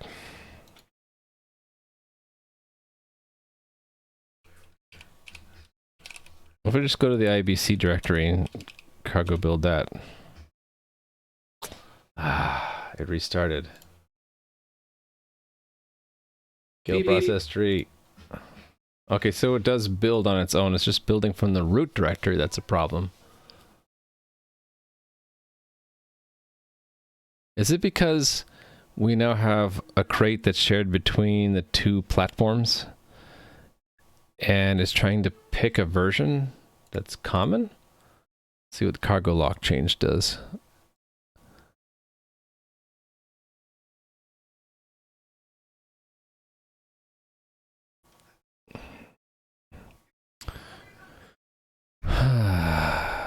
I mean, there's no real clue from this to see, is it pulling in a different platform or is there a platform conflict?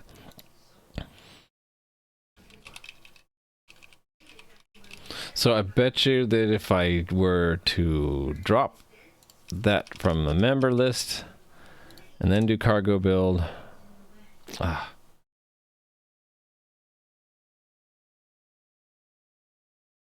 I have a feeling I'm going to be killing Process Explorer a lot tonight. Getting in my way.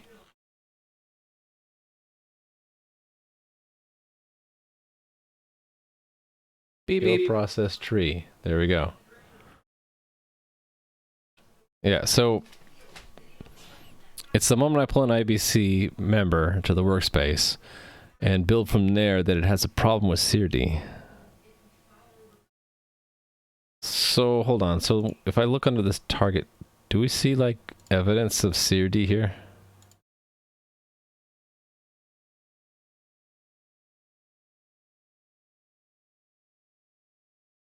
Yes, it's there.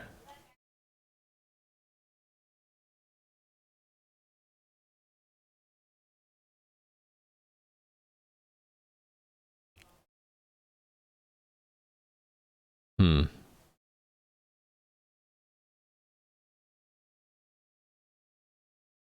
But will I find it under this?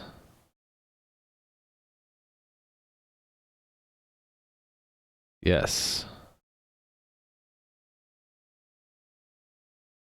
Okay, so we already were building it for this architecture, or maybe this is just old.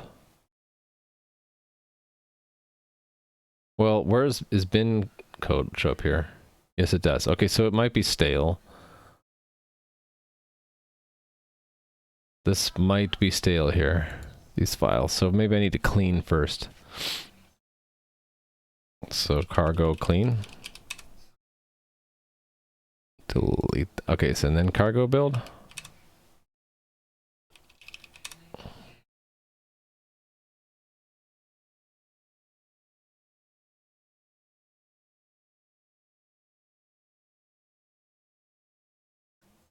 Some errors. Proceeds to list all of them. Nope, too many to list. Building security with default features equals false. You receive a stock no standard security with no support for any of the collection types. Right, that's what I was trying to do, but I didn't expect all those errors.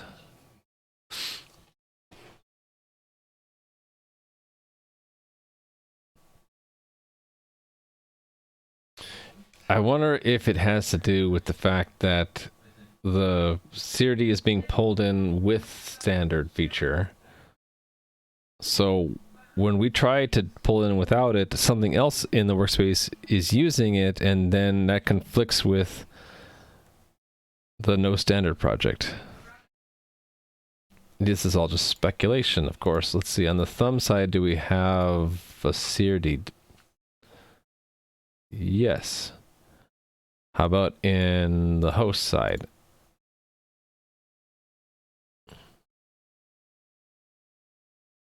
Yes, we have it there too. Okay, well, that goes that theory, right?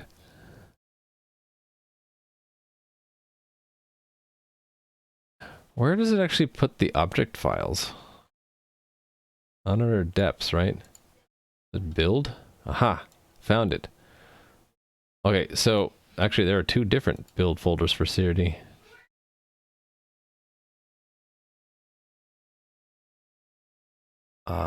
This one doesn't have an out folder, but this does. But it's empty.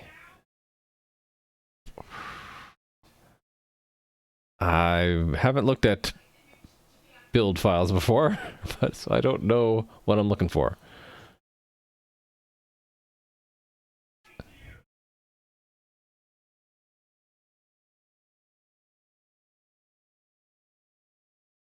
Out.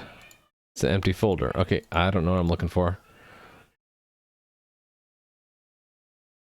How about under this folder? Build. CRD.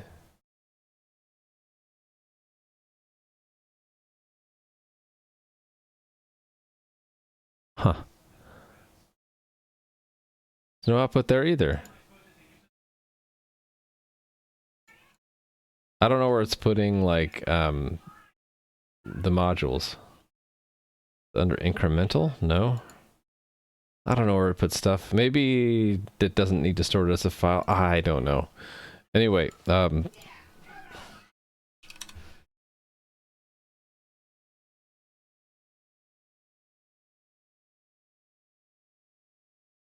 let's work on IBC folder in isolation then. So, open folder.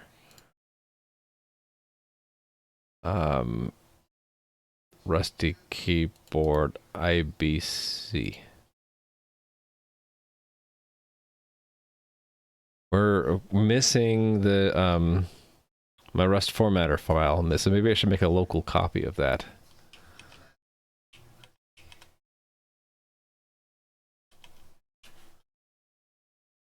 So copy, paste.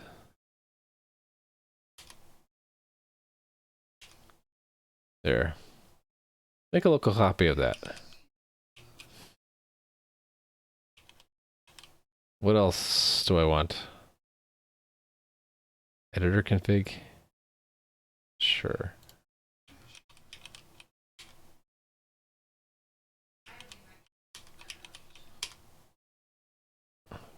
Delete Beep, beep. that guy.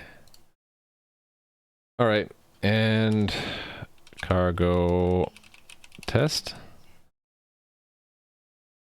It believes it's in workspace and it's not. Well, that's going to be a problem.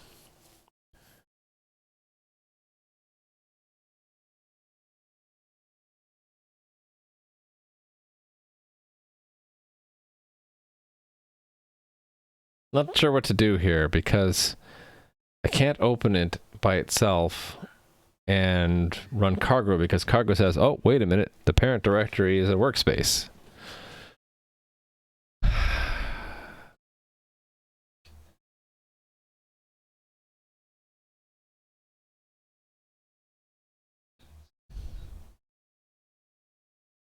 I'm not sure what to do. Let's just go back.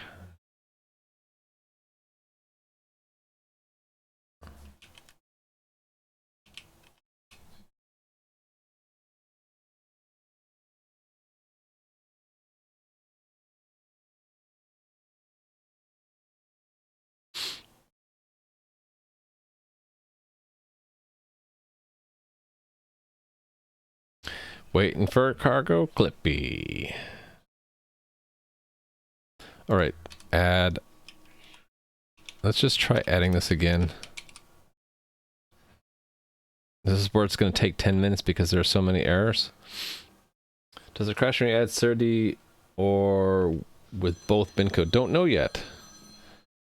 Good thing to try, right, is to just remove the bin code.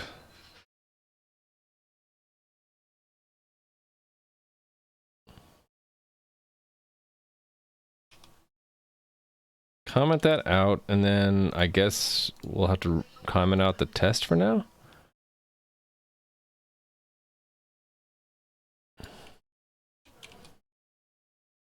Okay, so then I gotta kill Rust Analyzer. Hold on. Because it be stuck again.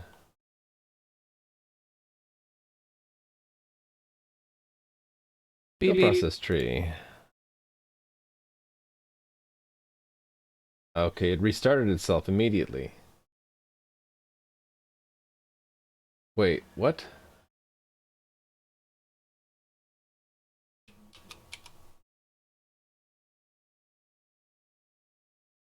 Wait, according to this, I have like several copies of Rust Analyzer going. Oh yeah, yeah, I know why. Because I have several windows going. Let's kill this one. Beep, beep. There we go. I killed the correct one.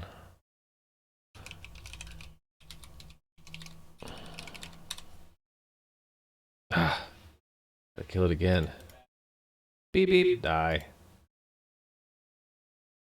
Wait a minute. It didn't grab it fast enough.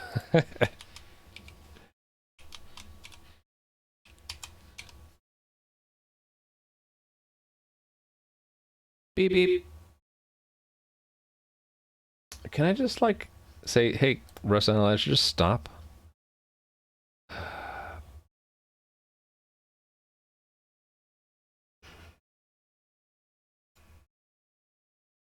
I can disable Rust Analyzer for a moment, just because this is getting in my way. Where are you, Rust Analyzer? How come I can't see it? Here it is. Disable. I'm gonna go without Rust Analyzer for a moment.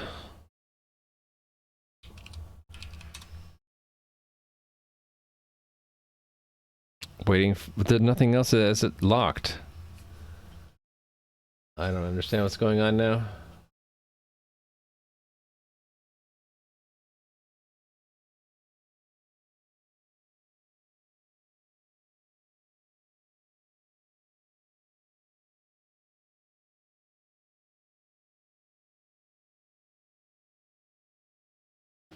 For some reason, okay, I just have to kill Beep, it beep. again. It keeps restarting, even though it's supposed to be disabled. Is it because the other window has it open? Let's just close this guy. Okay, there's no other. Okay, there's this one too. Now there's no other VS Code window open. So Rust Analyzer shouldn't be running. There we go. Okay, that was it. Okay, so did I remove? Okay, so it's not bin code's fault. It's something to do with CRD. What if I comment out CRD? And then do Clippy. Okay, so there it's just getting stuck on this thing. So let's comment it out.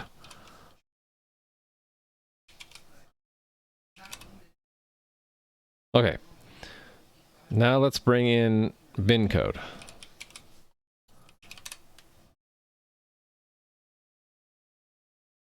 Okay, the moment I bring in bin code, it has a whole bunch of problems. Oh, hey there, Quantum Apprentice. And Baker Staunch. How are you doing? I'm trying to make a multi-platform workspace right now for my keyboard project. And for the purpose of making this IBC, which stands for Interboard Communication, a common library between what's running on my keyboard and what's running on support programs I'm running on my computer to communicate between the two. And since this is all written in Rust, I'm using this popular library called CRD, stands for Serialization Deserialization, and I'm trying to get that to work with the tools I have set up in this workspace, and I'm having trouble. Because the moment I bring in either CRD or this bin code, which works with CRD, I'm having problems with my tools where it starts to have like literally thousands of errors that it can't find things. I believe it has something to do with the fact that I'm using an experimental feature called per package target, and I am overriding the target in my firmware project to the thumb architecture, and in the IBC we're not. Oh, you know what? Maybe what I need to do is copy this cargo feature into IBC. I wonder if that will fix it. Hold on, I haven't tried this yet. Anyway, I'm trying to get the tools working right. If I can't get the tools working right, then yeah, see, it's just thousands of errors. I don't know what to do. I might have to back up and just independently make this crate and then pull it in to two different workspaces. That project is getting complicated. Because I have really three different sub projects here. I have the PCB, which I built. So it's the printed circuit board, and it's a bunch of CAD files on how to actually build the circuit board and populate it. And then I have the firmware, which is written in Rust, which is on the microcontrollers here. And then I have this monitor program, which is pretty small. It's basically opens up a COM port, and we use it to like print any kind of messages that run across. And we also have a little programmer, this programmer that we can run too. Programmer is basically taking the binary image of the firmware and packaging up into a string and sending it over the COM port. The COM port stuff looks like this. You open the serial port, you set a baud rate, you open it. As long as it opens, then you can read and write it. So there's where we read it. There's where we, do I ever write it? I think I write it up here, don't I? Down here? Where do I write it? Right here. So this program runs on my computer. It's a means of programming the firmware and printing out the log messages from the firmware. And then there's the firmware program itself, which is weird in that we build it for the architecture on that microcontroller, and it is not using the standard library. And I think the combination of that stuff is causing my tools to mess up. Even though we're building this IBC folder, if I build it from the root, it just gets really confused. If I build it from here, it probably builds, right? So maybe that's what I do. I hate turning off Rust Analyzer, but turn off Rust Analyzer. I'm going to have trouble building the main program later, though. Okay. I have problems. I'm not sure how to solve them. that's the core of it. Why is into iterator undeclared? I think it's getting confused by a combination of the fact that in the firmware we're saying no standard, and cargo toml we're doing forced target, and we're using this per package target experimental feature in cargo. And I think it's just getting confused building Sirdi. It's saying that it's undeclared probably because it comes from the standard library, or it's thinking that it should find it in the standard library. I'd probably have to see all the errors. It's probably one of the very first errors, so it's already scrolled off the top, so I don't know. Musin, I was going to raid you later. Now you're raiding me. If you raid me, how am I going to raid you?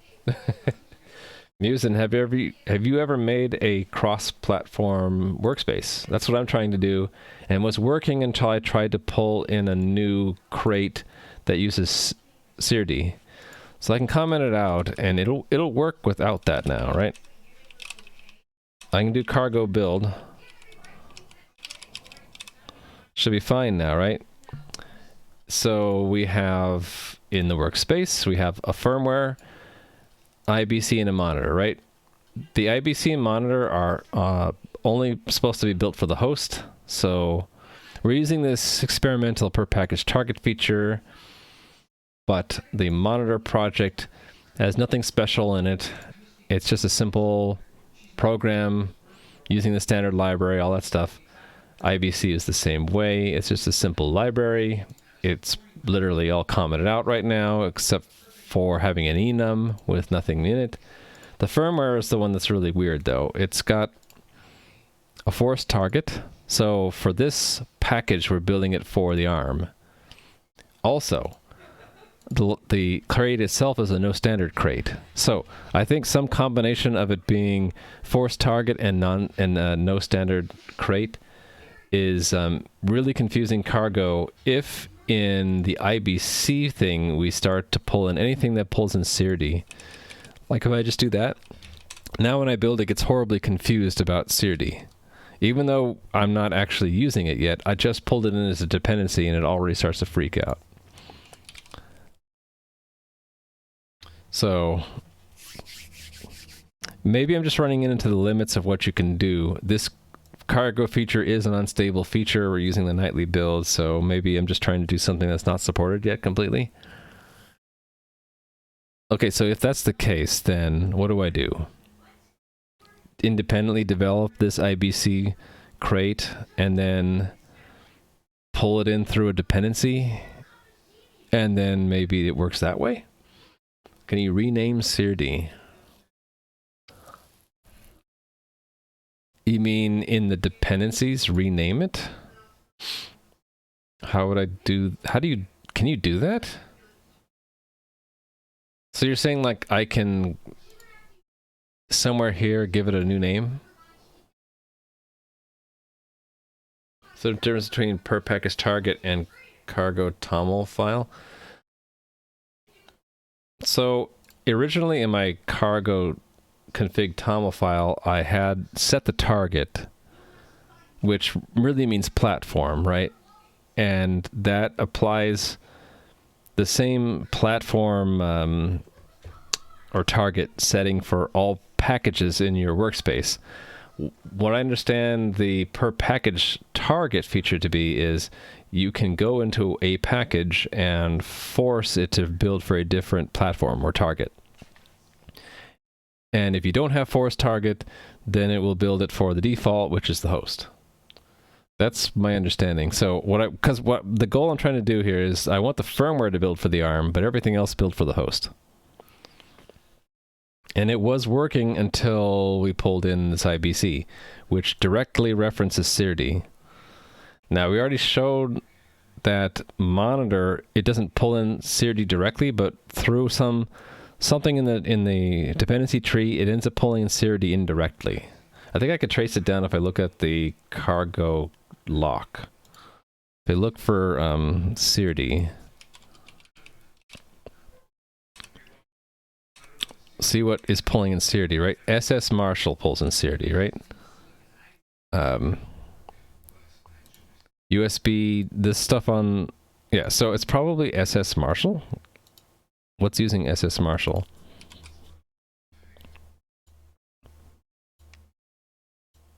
Oh, it's again this used. So that's the firmware only. So then the problem maybe is that Sirity right now is only being used by the firmware.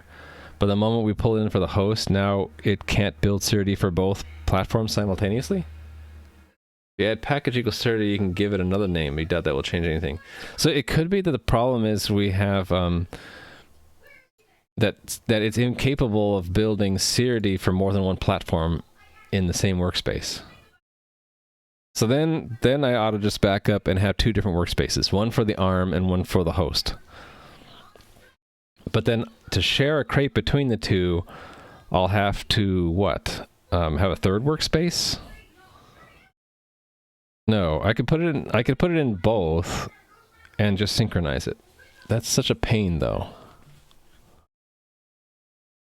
So basically undo the merge I did tonight and go back to two workspaces and have IBC in both. I mean, I guess that's what I'm going to have to do, right? Unless we find a solution, that might be what I have to do. If you add package equals. So when you say, oh, I'm dropping frames. I dropped a bunch of frames there. Try this for fun. So when you say add package equals Sirity, you mean inside of this block here? Like literally package. Is that what you mean? Or, okay. Oh, dropping more frames. Dropped a bunch more frames, but we're stable again. Oh. Somewhat stable. Okay. My internet connection's acting funny. Oh, let's see what this does. Nope, it didn't fix it. What if I call it Sirity 2? Now it's up. Now it says no package name Sirity 2 found. Okay. What if I say Sirity 2? Nope. Okay, well, we tried it. It didn't work either way.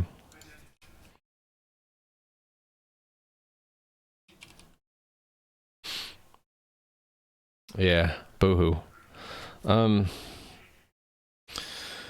Okay, well, I guess I'll just back out what I was doing tonight. Go back to two workspaces, one for the host, one for the firmware. Can I share it in the same Git repo, though? Or is that going to be impossible?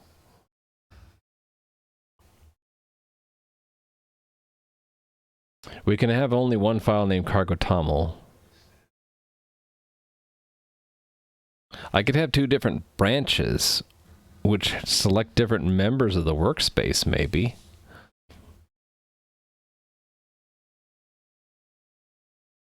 But that seems inappropriate to me. Not sure if this is taking the workspace out of misery, but you can't keep the firmware removed from the workspace, delegate building it to build RS script.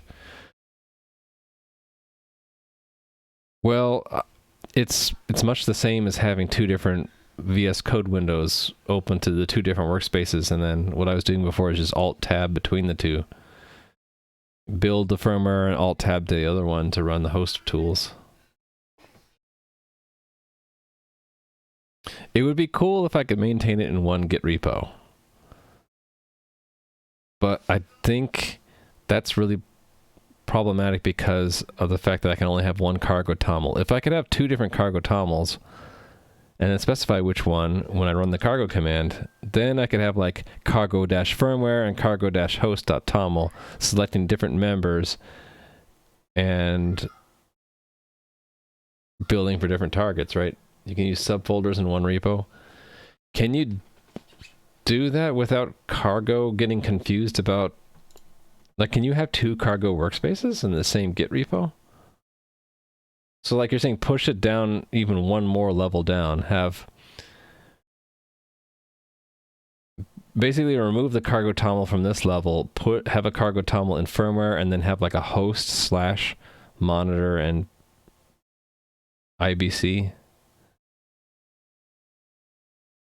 Or actually just leave this directory structure where it is and just remove this top level cargo toml. But then it won't be a common workspace, so my Rust analyzer will be unable to help me.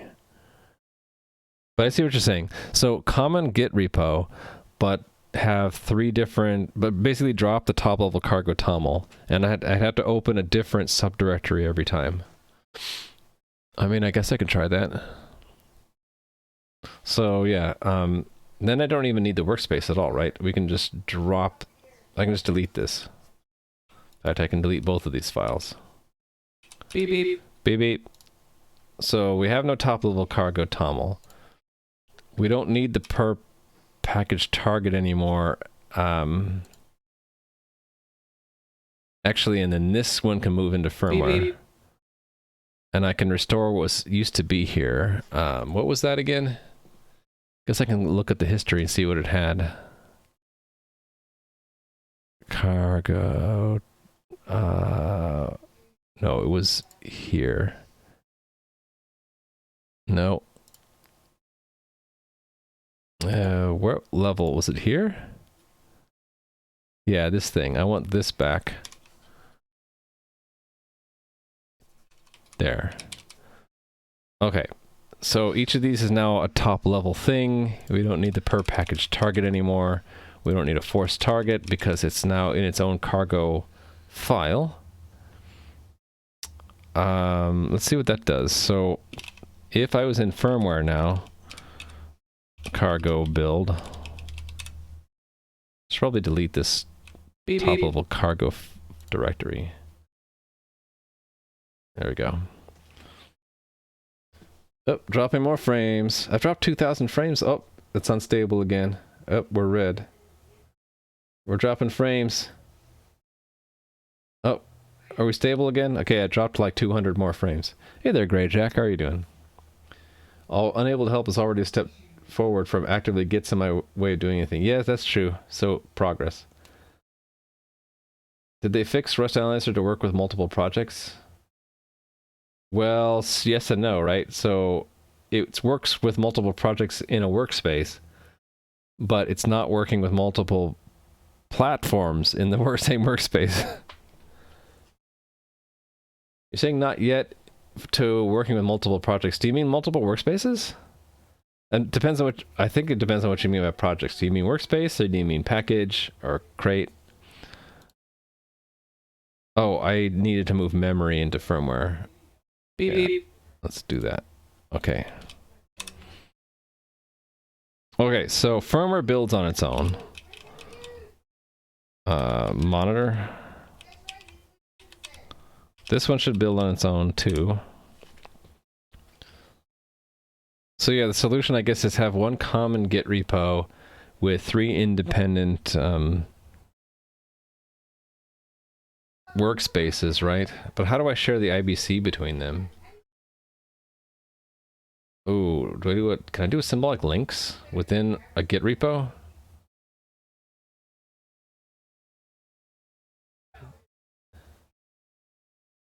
Oh. I'm being distracted by Mrs. Ramu in the other room yelling back at the TV. She's watching Stranger Things. She hardly ever yells back at the TV, so it must be pretty disturbing. Can a Git repo have symbolic links? Let's see, symbolic link within Git repo. Okay. How does Git handle symbolic links?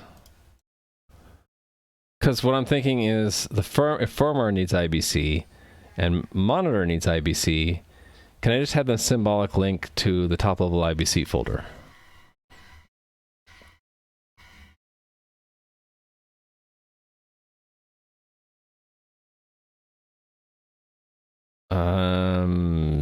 This isn't really helping me.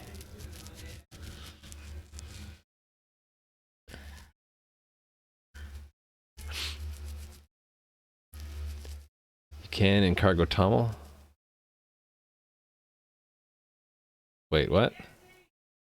Oh, with the relative path thing. Yeah, I see what you're saying. Okay, yeah, cool.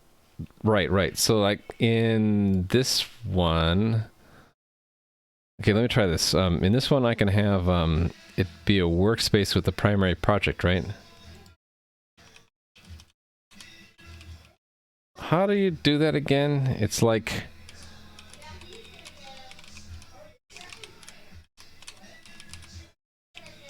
I already forget how to do this.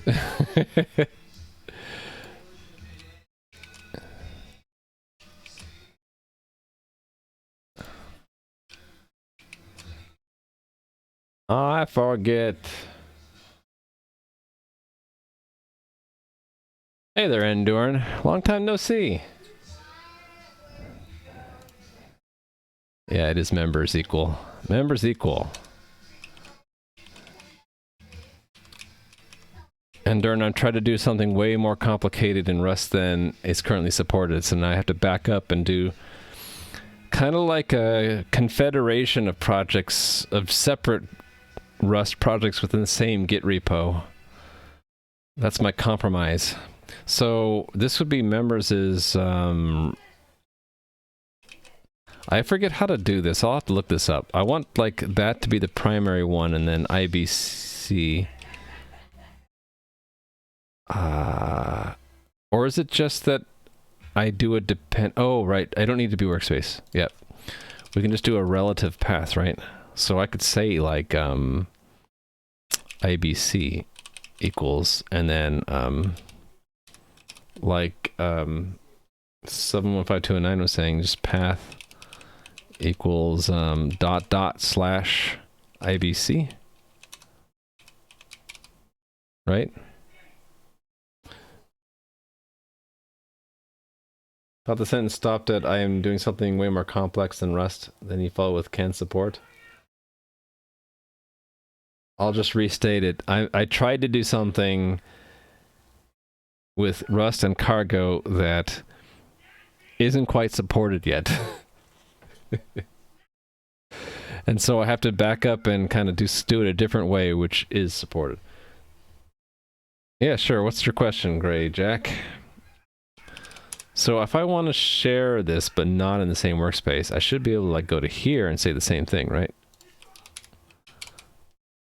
Now, here I should be able to build it, and it should go over to the IBC folder and build that. Right? That's why it's pulling in CRD. Right, with IBC, and then I can go back to the firmware and do the same thing, right? And it's also pulling in CRD. Only it's building it for the ARM. And we have all this stuff. Yeah, okay, so it's the ARM build of CRD that's a problem. So I'll have to figure that out.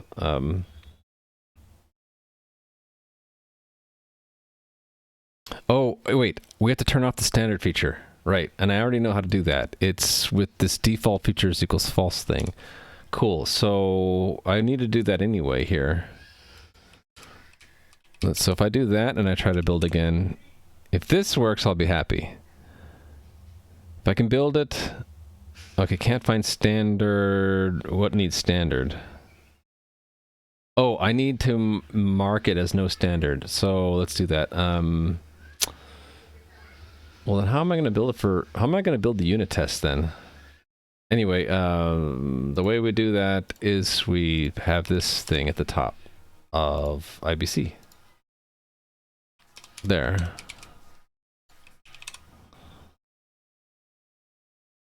Okay, it builds there. And it should build here too. Yes? Yes, okay, cool. So this works. I've achieved the goal of having a shared crate. Builds for the ARM for firmware, builds for the PC, Windows for our monitor. The final keyboard will be only 9 keys? No, this is just because it was easier to construct, and I knew I would make mistakes, which I did. and I didn't have to scrap a whole ton of work with the full 36 keys. So my end goal is something like this. So this is like a halfway point. I went from a proto board which only had 2 keys to a 12 key system, right? 2, 4, 6, 8, 10, 12. I can count, yes. A 12 key keyboard, and the next step will be the final product, which is 36 keys.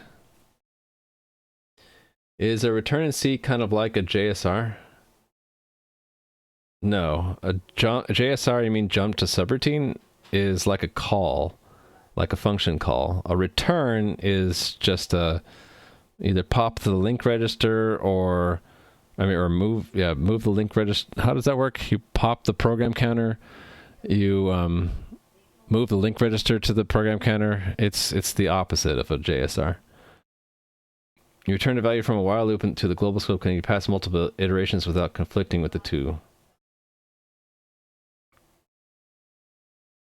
What does that mean? What are the 2 that you're talking about? What do you mean by global scope? I'm going to need a little bit more context, JP Post. Google tells you config editor not test no standard to get the test. Oh, that's useful. It's 715.209. But it looks like I didn't need to do that for... Oh, I have the test commented out.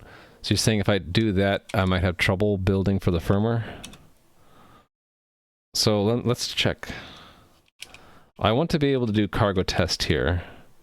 And it should run... Actually, I don't even think it built the test. Oh, because we're in monitor. That doesn't run the tests of dependencies. But if I go here, this will fail, right? Because I don't even have this enabled yet. Right, but if I pull that in, it should actually work, right?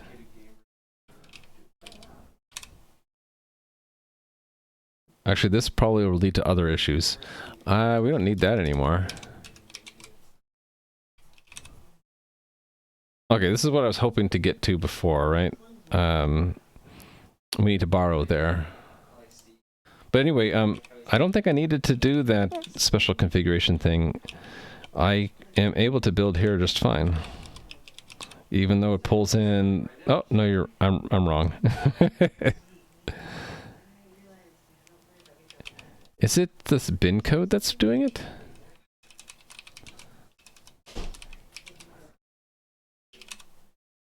Yeah, it's bin code that's doing it. So I guess bin code pulls in SerDes with standard library. Why would they do that?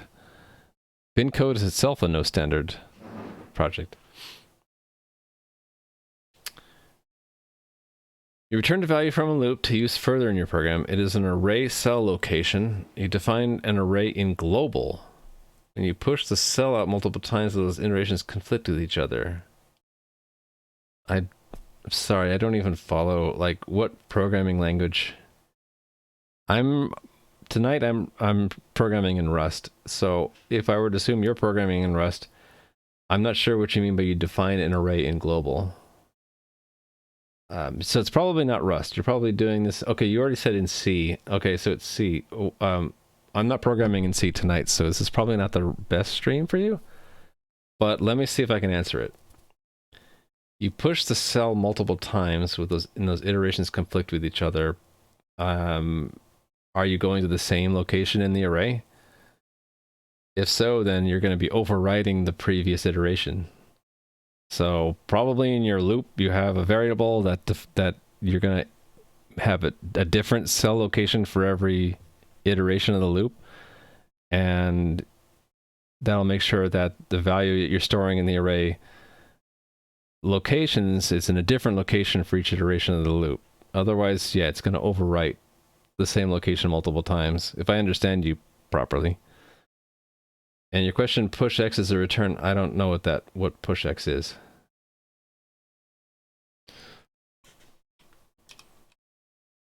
Push X. Is that an assembly instruction? Yeah, I'm having trouble follow me because you're asking questions about C, but then JSR and pushX look like assembly language to me. All right, maybe I can't use bin code because the moment I pull in bin code, it's now enabling the standard feature of SIRD. I wonder if they didn't define this properly.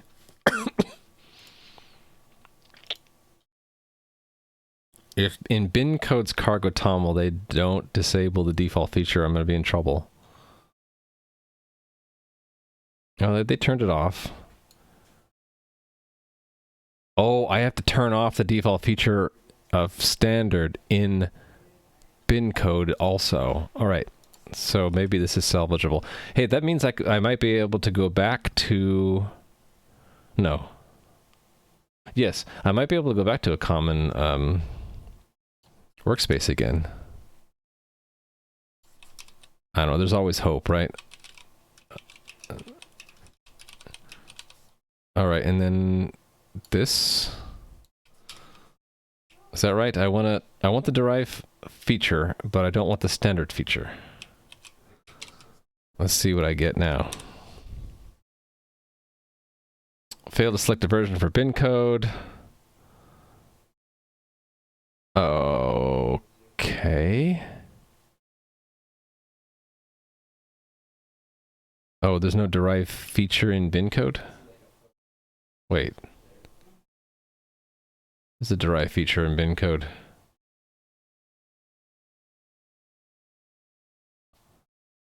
I don't get it.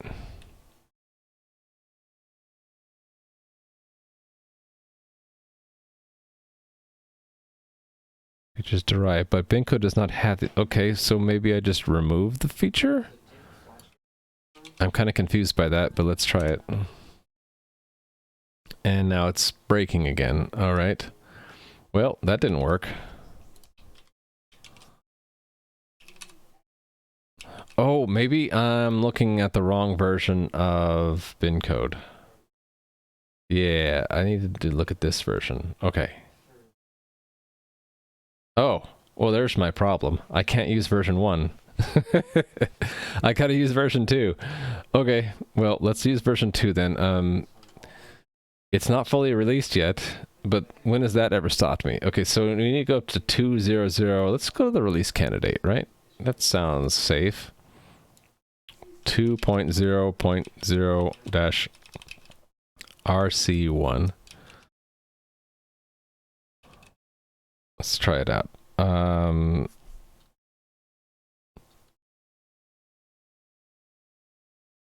How do I select that version then? Oh, .1. There we go.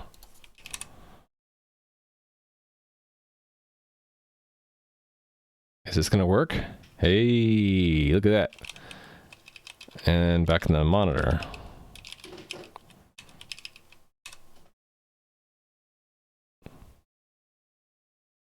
Cool. And then can I actually test it? Beep beep.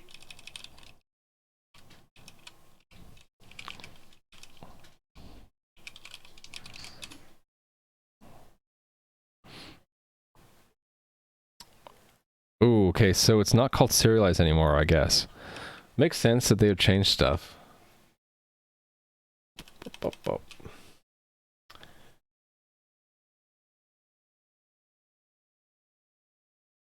When you code C, you like to visualize how the stack would function in assembly and how your C compiler works? Okay, then, I mean, I guess that makes sense. Then I'm not sure exactly what you were asking then about the global array, but maybe what I said helped, I hope. Yep, 715.209 was echoing what I was doing. Is the repo 1.3? I was not looking at 1.3, I was looking at the main, which is presumably 2.0. Yeah, I wonder if the workspaces worked out. I don't know. I guess I can try that. It's not too much work. I'll check it in first without that, and then we'll change it back. But I want to make sure that I'm using this correctly. Well, they have the serialize. That's what I'm doing. Maybe I'm just missing a feature.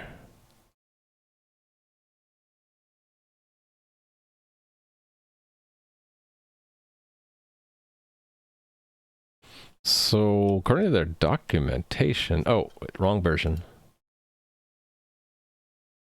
There we go. Correct version.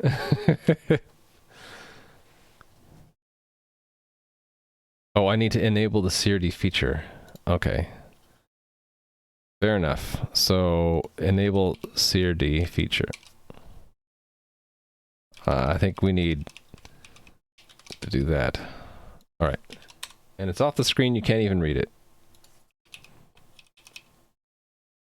I don't know why it's doing that. Okay, cargo test.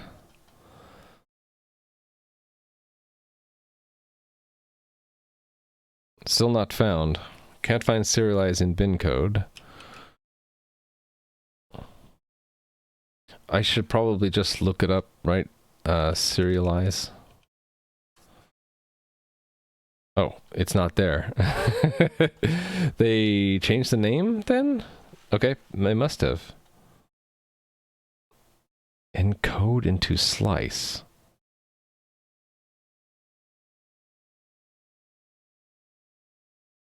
Okay. Hey, let's look at migration guide.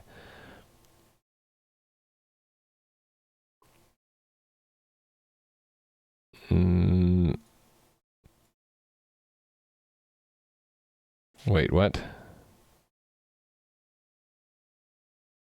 Config legacy?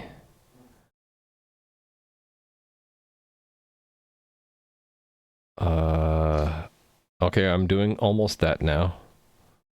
Okay, here we go. Serialize becomes seriality encode to vec. All right, so let's try that. Seriality encode to vec.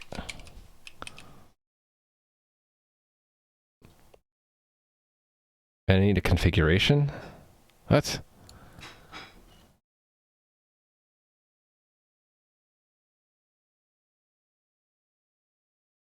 Okay, I'll just use the standard configuration. How about that?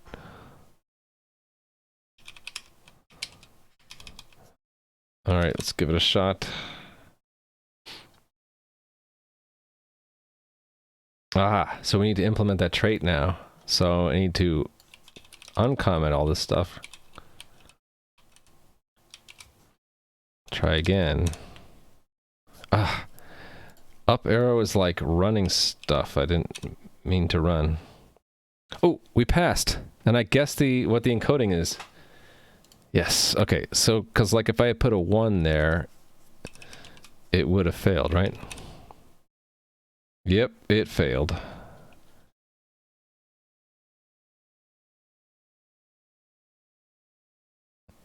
Interesting.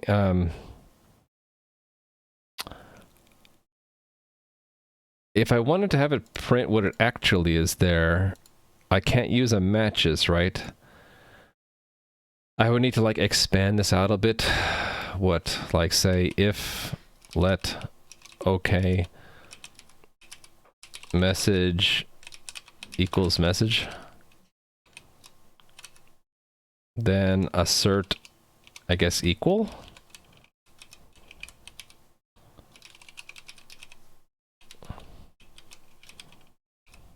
Something like that, and then it will print it. And then I guess here we just say assert false. Or I guess better yet would be to say up here assert assert message is okay. And then we'll just say message equals message unwrap.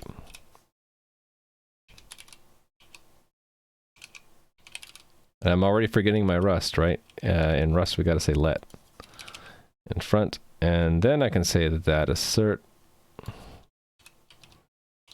there. So, oh, again, Beep, beep. my up arrow thing is like, for some reason, doing the wrong thing. Cool. That's what I wanted. I wanted to see actual expected, or expected actual, really. I'm kind of used to it the other way, like the expected first, then the actual. save here, up arrow here.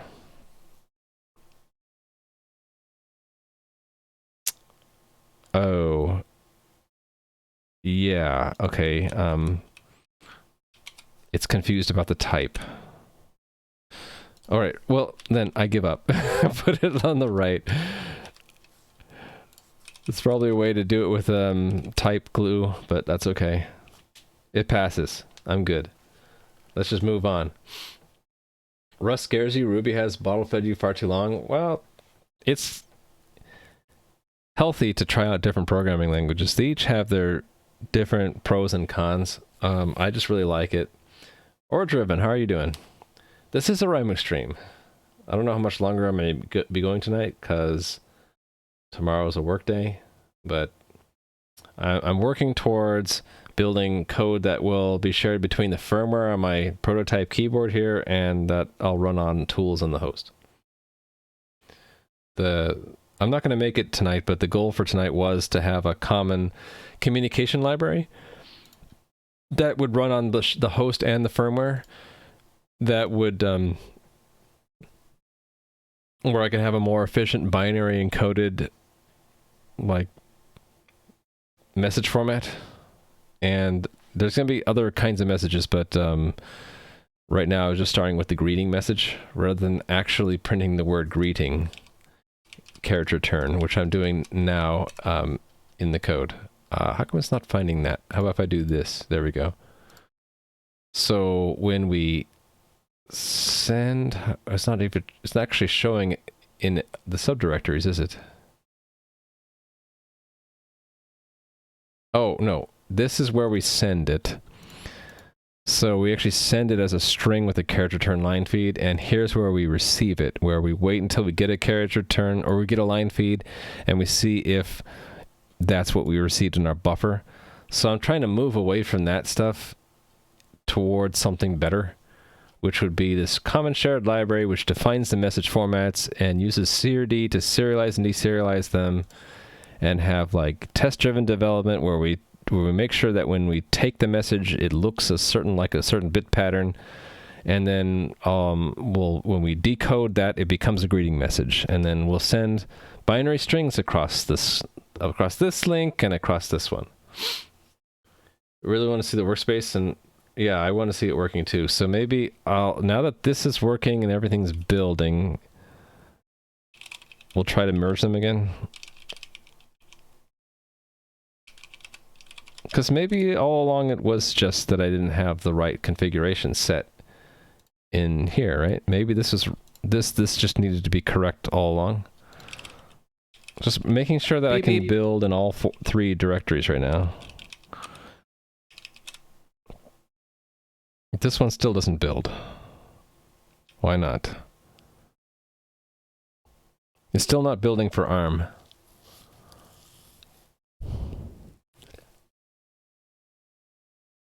It shouldn't be pulling the standard library, so why can't it build?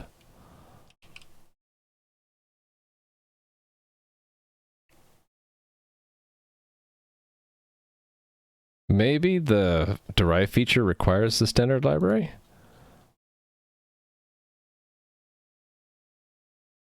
It's having a real hard time with macros.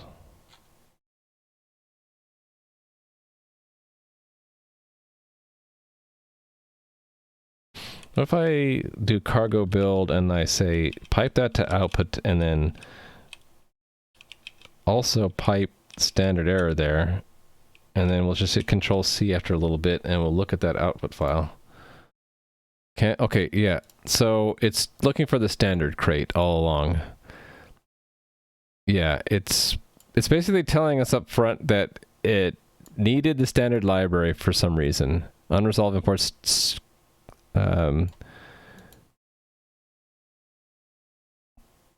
Probably because of this. So it's all caused by this, actually. Standard is required by CRD because it does not declare no standard. Ooh. That's going to be a problem, right? Can I not use CRD inside of the ARM then? Yeah, I'm on the ARM. This is a ARM processor. Let me give you a link to it. It's the RP2040. So it's a Raspberry Pi Pico, well, Raspberry Pi microcontroller. It's using the Thumb V6M architecture.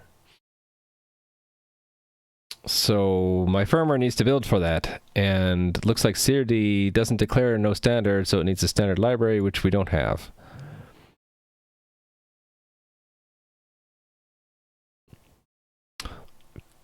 Okay, well, I'm a little bit confused because I thought by turning off the default features and not enabling the standard feature, that SIRD would build without the standard library. Is it a known issue? Am I reaching a dead end? 715209. You know, I'm okay with dead ends. At least we learn something. Currently, the SIRD feature will automatically enable the alloc and standard feature if you're running into considering using Beamcon's own derived macros. Huh.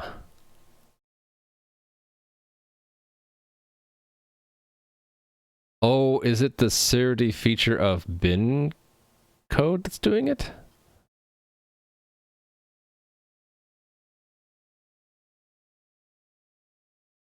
Huh. Well, I guess we can try this. So...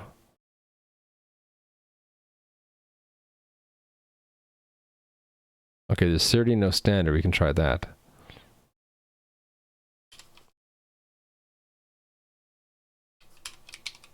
Let's see, what do I get now? Well, that fixed it. It's a little bit off the screen, so let me collapse that. I just added the no standard part and it fixed it. Question is, will it actually still pass my test?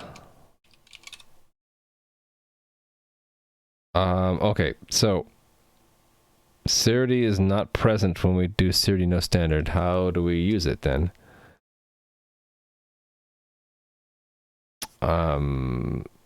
So the SIRD, where do we find this?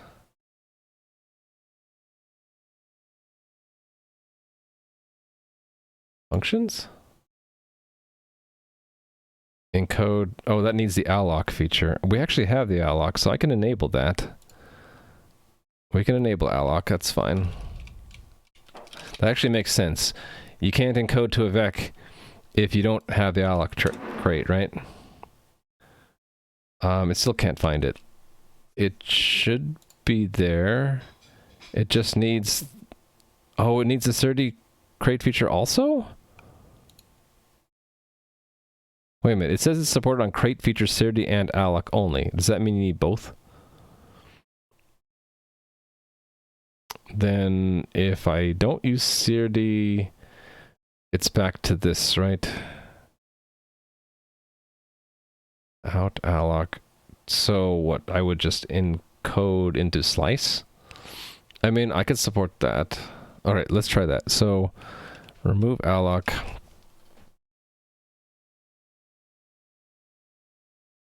Encode into slice instead of to vec. I suppose I need to prepare a slice in advance, right? So it needs a mutable reference to some slice and it returns the size. Okay, so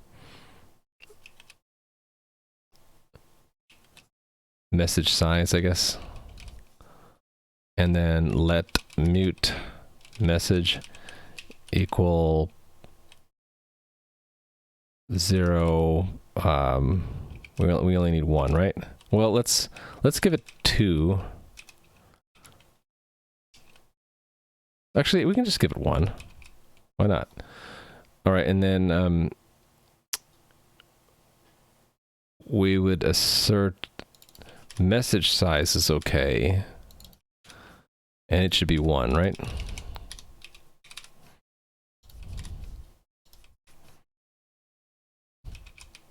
All right, let's try that.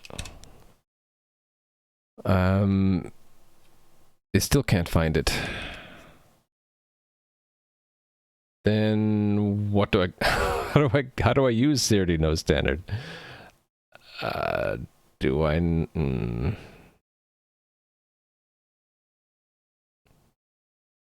I don't get it.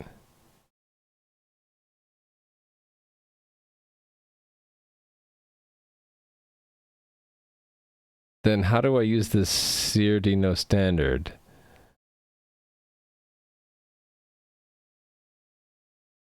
It's not found. CRD alloc? CRD alloc. What do you mean? Not apply. Does not imply no standard? It says enable CRD without alloc or standard.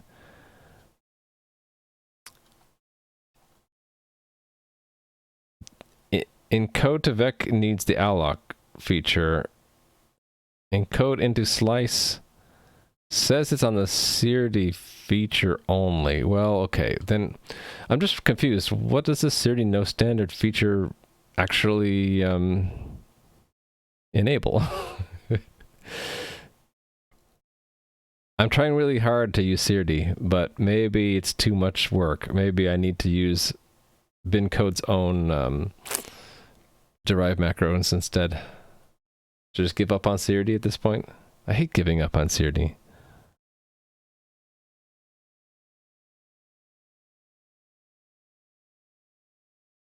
Do they, oh, there was an example up here.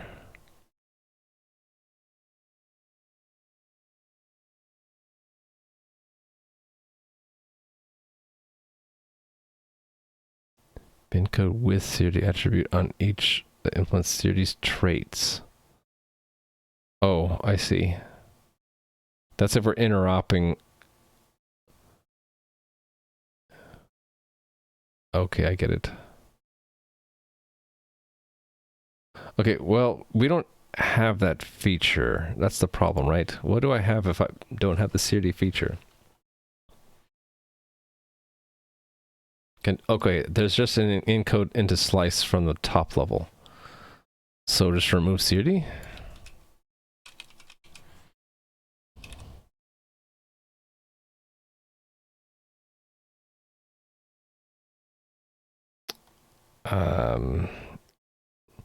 The trait encode is not satisfied. Got it. Okay, so we then, yeah, we don't use CRD then. On the message, it's encode decode.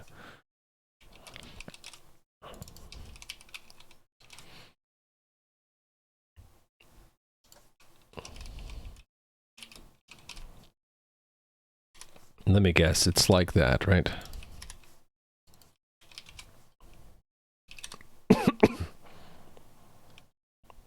Okay, we need a third argument. Oh, I forgot to add it. My bad. Mute message. Nope, now it passes. Okay. Now, can I build the firmware? So we can build IBC. We can build the firmware. Can I build the monitor? Okay, I successfully can build all three. And the IBC thing is pulled in as a dependency here, even into the firmware, even though I'm not using it. And it works. At least builds. Okay, let me check this in and then try to get these all combined into the same workspace again. Actually, does that... Hold on. I keep going back and wanting to test more things. Does that mean in IBC I don't need that feature? That CRD no standard? Maybe I don't even need that anymore. Hold on, let me check. Because we're basically not using CRD anymore. Yeah, so maybe I don't even need CRD. I've just given up on it, right? Yeah, okay, we're not even using CRD anymore. We're using the built-in bin code stuff. Which is sad, but it's something to start with at least. Technically, I think I'd be okay without it. It looks like CRD, maybe we're okay. Okay. Let me see if I can combine it back into the same workspace then and re-enable Rust Analyzer after I check it in. What are the changes here? I'm actually going to end up undoing a lot of these changes. Right, we're deleting that top level one. We'll add it back. Actually, what I'll do is I'll stage it, and then we'll undo some of these things by stashing them. Right? Or let me actually just thinking.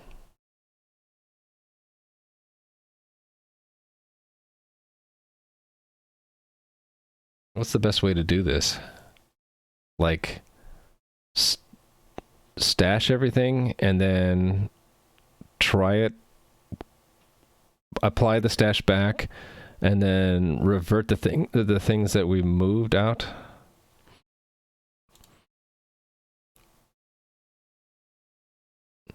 These just get added because why?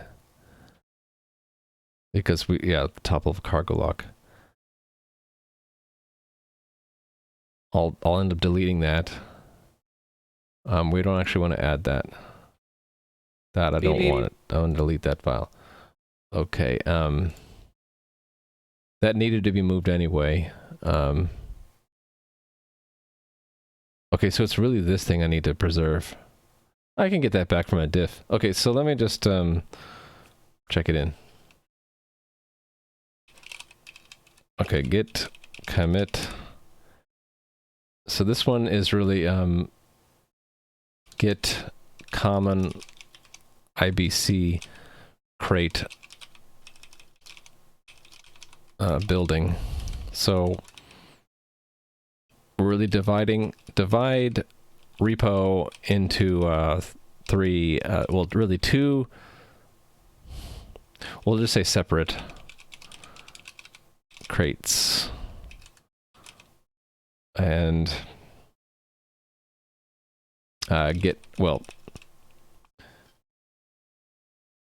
IBC is really being added. So add common IBC crates. So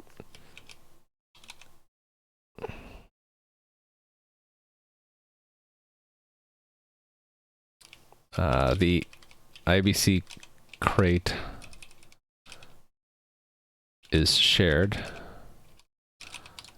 between the firmware and the monitor. The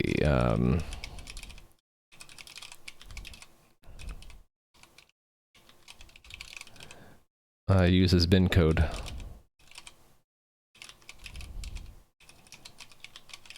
In a way that works on both platforms.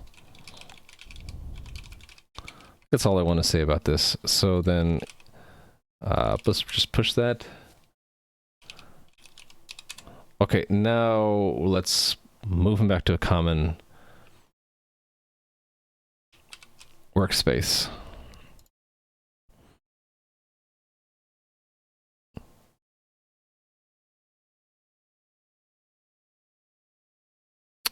Here it is. I want this file back. All right, so then top level, add back cargo toml. Make sure I rename it proper to be toml, not tunnel. Okay, and paste. And I can make I should be able to do that. That's my goal. This needs to be in the firmware too, right? Okay, in the cargo, this goes to the top level.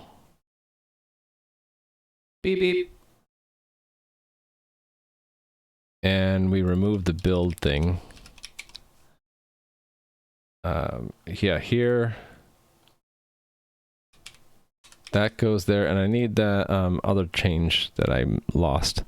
So this forced target.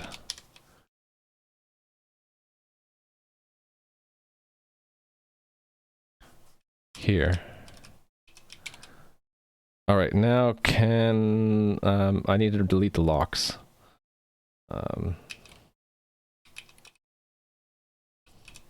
Beep beep. Delete cargo lock from there. Actually, delete the Beep, beep. target folder too.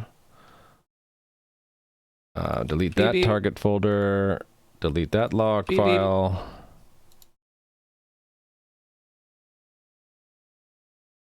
Monitor has its own cargo target and cargo lock. Beep beep. Anything else that I need to revert? Already did that one. Did that, yes. Memory X needed to be there. What happened here? I wanted to keep, I think that's it. So, okay, cargo, here's a moment of truth. Can I build from the top level? Did I get it working? I got it working as separate crates, not in the common workspace. Now we're trying to get the crates working in a common workspace again. Is there a traffic jam outside? Lights of honking going on there? That's Raimu honking.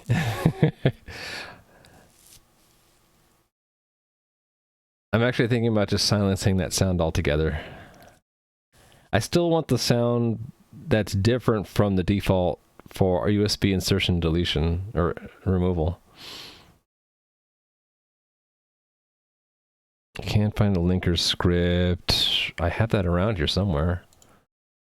Here it is. Hold on. Why can't it find it? Oh, there are other errors. No, those are old. Oh, it's the build file, right? Where is that build file? Here it is. Does this need to be... This needs to be up in the firmware folder, actually. Beep beep.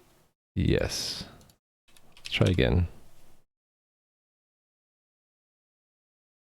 Hey, it worked.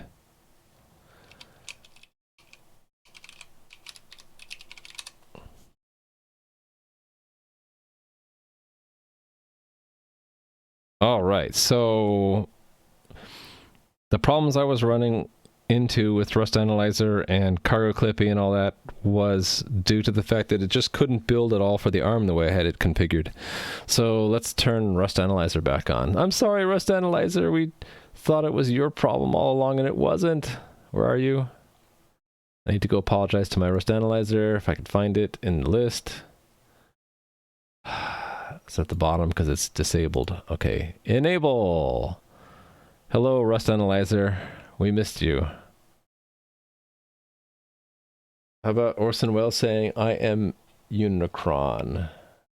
I haven't heard that before. It's indexing. It's loaded. All right, cool. Let's close everything. All right, so the test is, can I go to firmware and look at the source code and have it not freak out? Okay, and does the type... Ooh, it's all working. Look, all the types are correctly inferred. And if I screw something up, will it... Cargo Clippy tell me? Yes, it will. Okay, cool. So it's correctly indexed in firmware. Now can I go to monitor and have a similar experience? It looks good. Can I cause an error here? Yes, but it's because I renamed it. Oh, cool. It works. Okay, and now can I go to IBC and mess something up here? How about I just take that away? Oh, look, it formatted correctly for me. Is that because it's inside of a macro? What if I just, I don't know, do that? That's weird. Okay, Cargo Clippy isn't quite working with this, but I wonder if it's because it's inside of a test configuration. Probably, right? I have to, Beep, beep. if I do Cargo Clippy tests, right? What is it? Is it dash tests? Yeah, now it has a problem. So, okay, so Clippy isn't enabled with my tests right now. Am I okay with that? Maybe. How would I get it to work with the tests? Okay, we have this problem. I can't run it at the top level, but I should be able to run it here. IBC, not IPC. So if I were to like hack that away and then run that. Yes. So,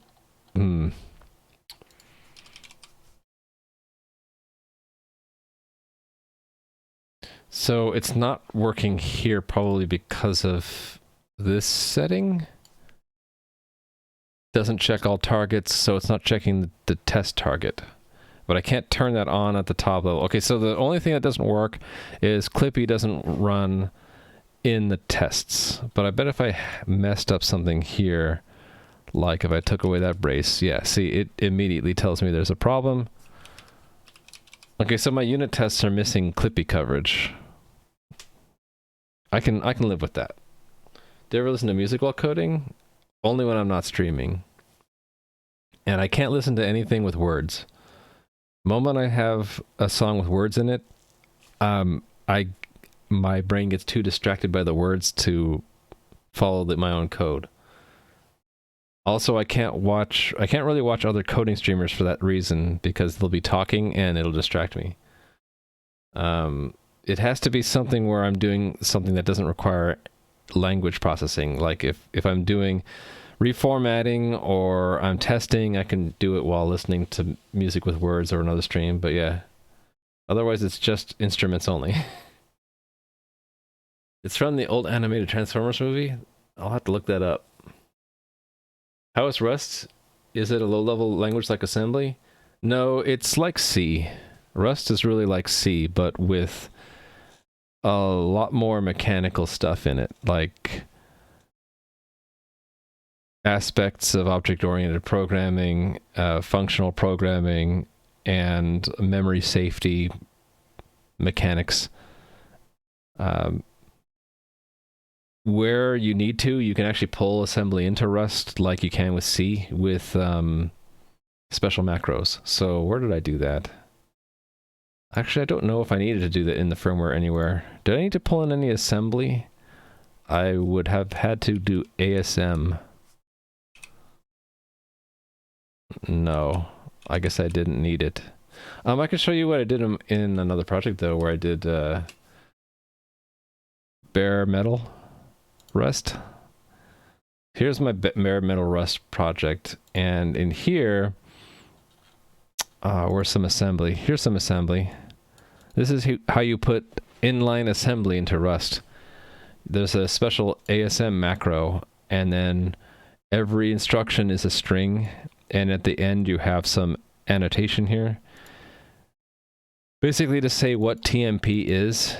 It's an output register, and the syntax is kind of weird, but you can see that Rust itself is not assembly, but you can inject assembly into it kind of like you can with C.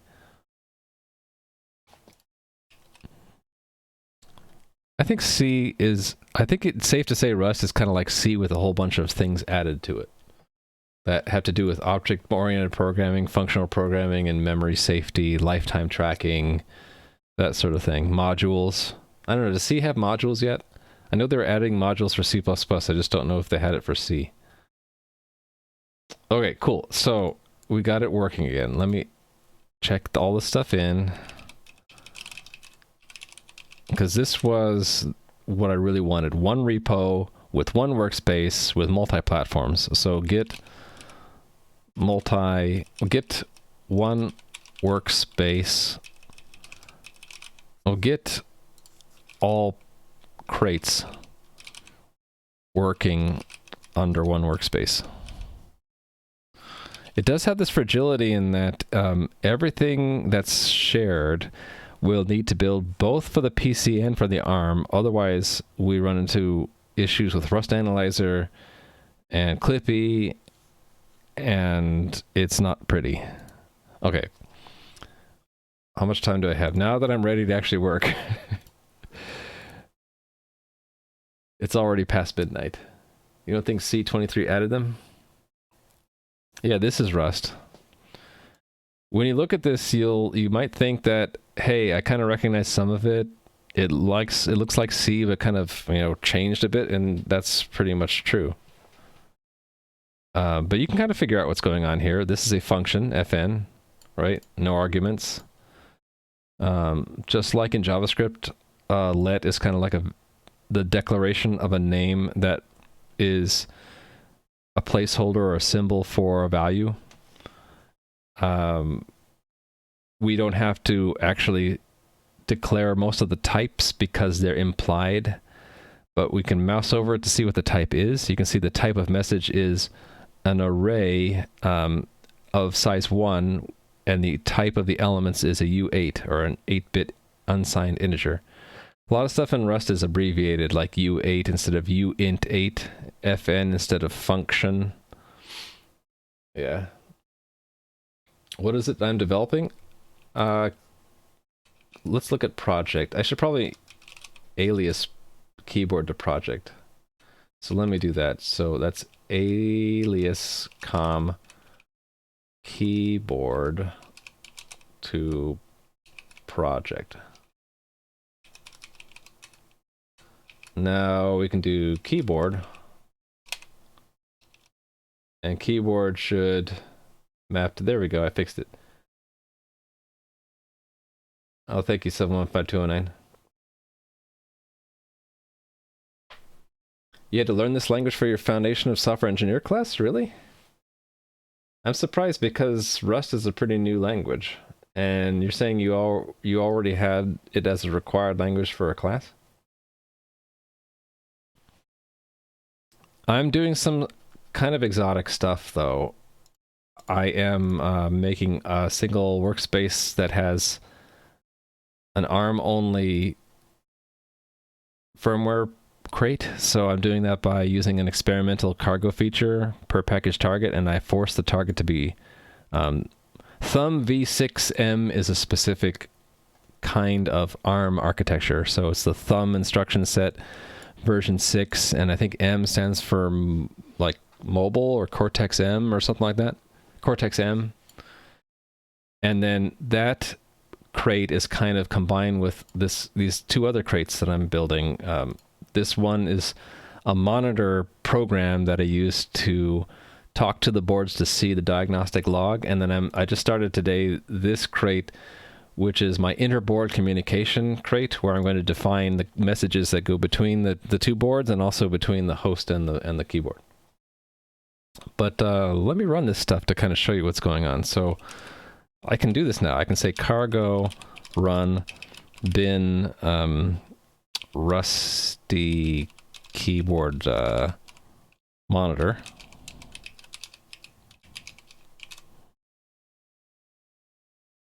And it'll connect to the serial port, and then when I hit keys here, you can see the key reports. So if I hold down a key, you see the 30, and then I release it, and it goes back to 0. And then if I press a key on the secondary board, the one not directly connected to USB, you see the same message, but it has this extra prefix on it, where we have 2 timestamps, and it says peer in the middle. And that's because the log message is being generated from this board, and then sent over here, and then appended to this board's log, and then sent back to the host. So we have 2 different timestamps, the timestamp from the second board and the timestamp from the first board. So they're pretty close because these boards booted up at around the same moment in time. But the end result is these key reports are being sent over the USB as a human interface device class driver on USB, so it actually looks like a keyboard. So if I were to yeah, like you saw there, if I just press the keys, it actually works as a keyboard. The keyboard class on USB is nothing more than reporting an array of 6 scan codes and then some key modifiers, which I'm not using yet, for things like Shift and Control and Alt. And whenever you send a new report, you're basically saying what keys are being held down, and then your computer interprets that to be a key press or a key released. And I just arbitrarily picked for the left-hand side 1 through 6, and then for the right-hand side, it's A, B, C, and D. A, B, C, D, E, F. So it already works as a functional keyboard. It's just that there are no modifiers, and there's probably some bouncing of the keys. If I play with this long enough, I probably get like extra key presses because I'm not doing any debouncing. And I don't have anything like layers or combos or anything like that implemented yet. It's very bare bones, but I'm working up to that.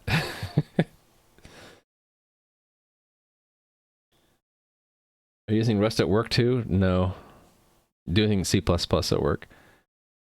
Why do some programs in C have assembly functions written into it? Mostly for very performance sensitive functions that are executed very large numbers of times in small amounts of time. Yeah, so it's like if you need to do optimization by hand, and you need to do that because the optimizer of the compiler is not good enough.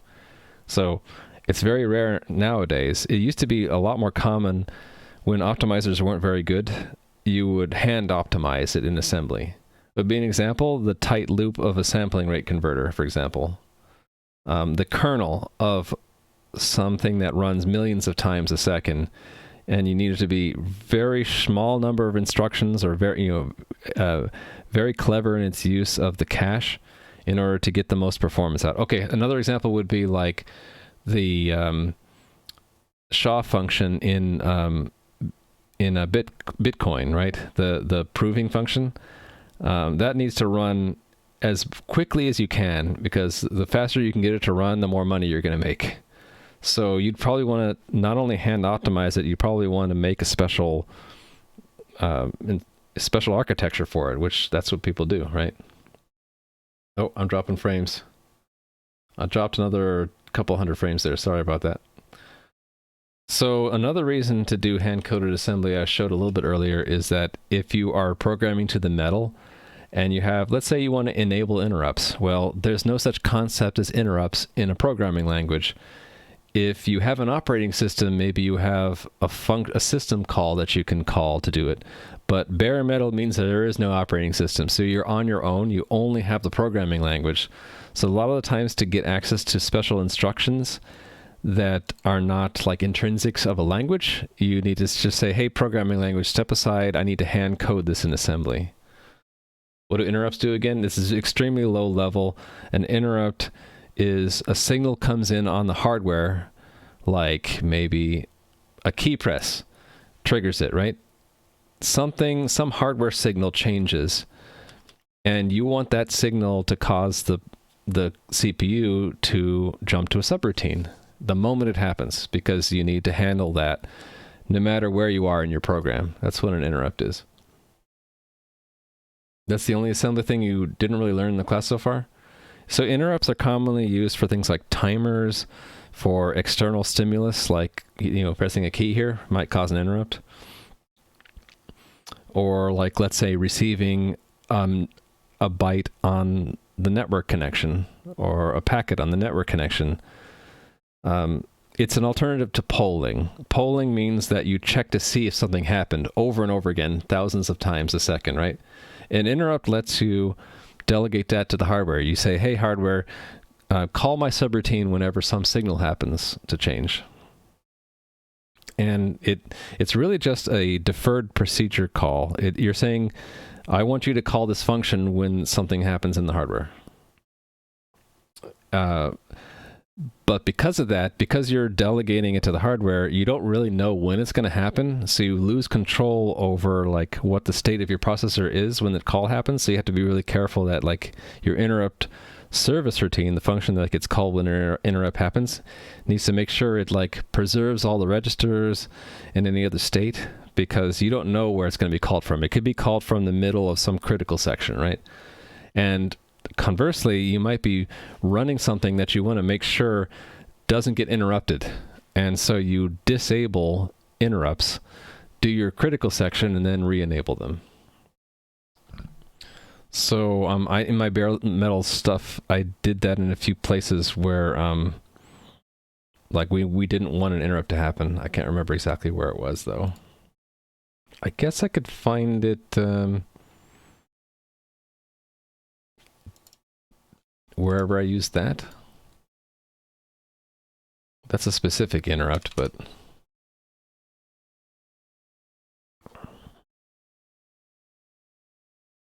oh, I guess that's because That's okay. That's really disabling an interrupt source, not all interrupts. So I guess I don't have an example to show you, but because I didn't get that far. Usually you only need to disable interrupts when your program gets so complicated that you have parts of your code you don't want interrupted. And I didn't get that far. Oh, you're welcome. I love talking about stuff I actually know something about. I know a little bit about that stuff, but I wouldn't say I know enough yet. I don't think I'm going to get all this done tonight, but I do want to have decode tested for greeting, just to prove that I can do this. So I'm presuming it's decode from slice, but we'll have to look it up and see. Yeah, decode from slice. I guessed it. And we should have a source and a configuration, so that goes away. The message is not mutable anymore, so we'll have to actually encode it here. So that's 0. All right, and we don't need to mutate it. And does it just return the message? Okay, it returns a tuple with the message and its size. Okay. One of my kids is going to bed and they want me to say goodnight, so I'll be right back. Just a few moments.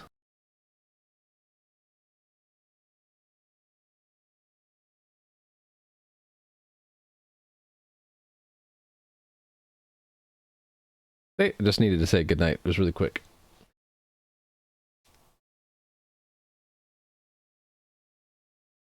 Hold on, what? You got COVID? How did you get COVID by standing back? Anyway. Sorry you got COVID. Hope you feel better.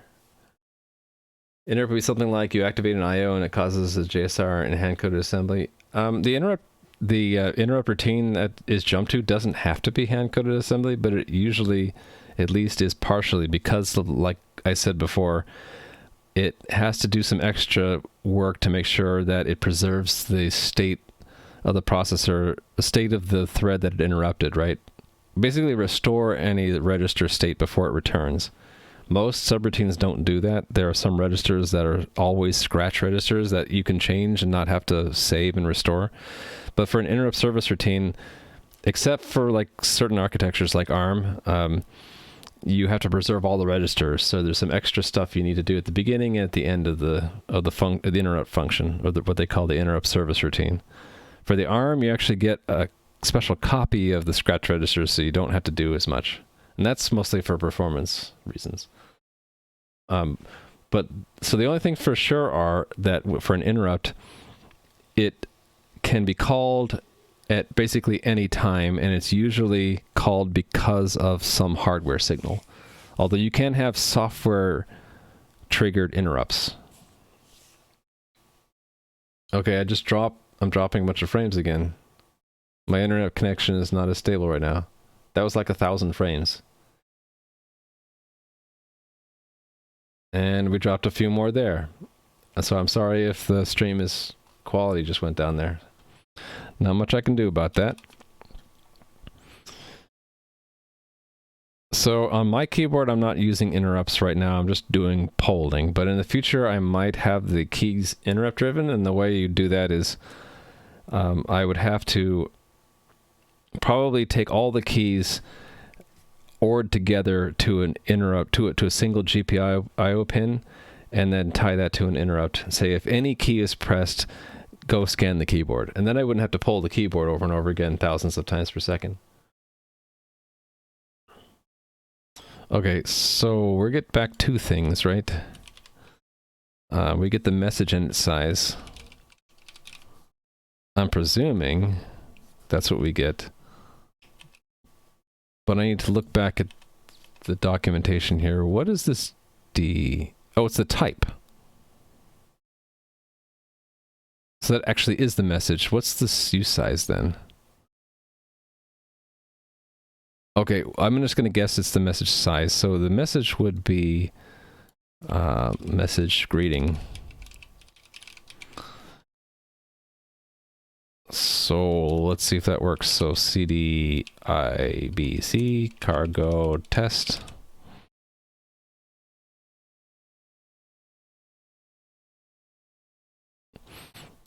Oh, because of that, we need to implement the debug trait. So let's do that. Debug. Debug trait lets the assert equal macro print out that as a string if the assert fails. Type annotations needed. Oh, because the macro doesn't close the type, so,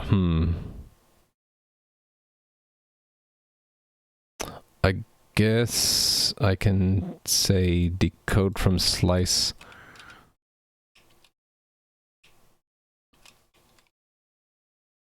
Do I need to say the names, the lifetime there? Borrow decode. I don't know what that means.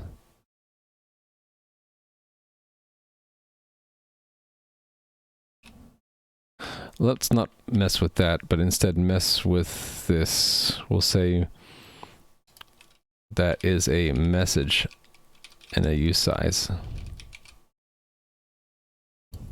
Might be getting this completely wrong.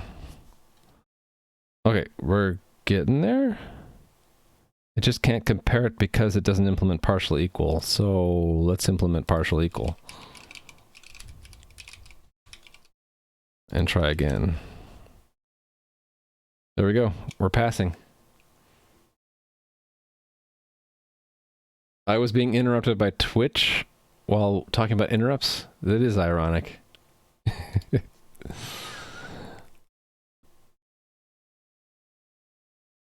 Okay, it's just saying that you should implement equal also. There. It did it for me. Actually, I like to keep these sorted. So I'll move equal over. All right. Let me verify that if I break this by changing this to, well, we can just add like something else here. How about program? And then I go back to here and I make this a 1. It should not decode to greeting anymore. Yeah, so we get program instead of greeting. Now it should pass. Cool. All right, I like it. The other kind of message we wanted is a key report.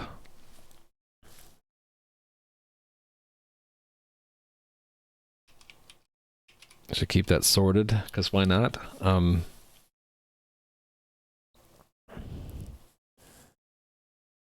I also had log, right? Okay.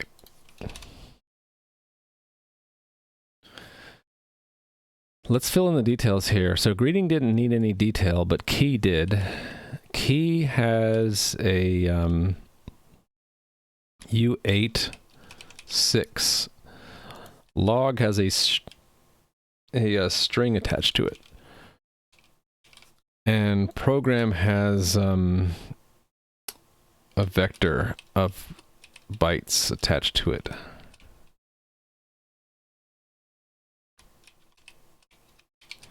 Right? Okay, so it doesn't know string. Import it from alloc. Doesn't know vec. Import it from alloc.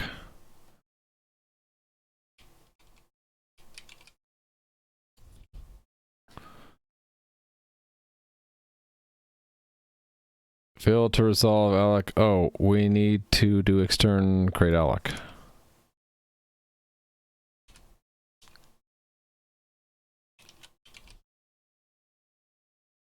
Okay, now what?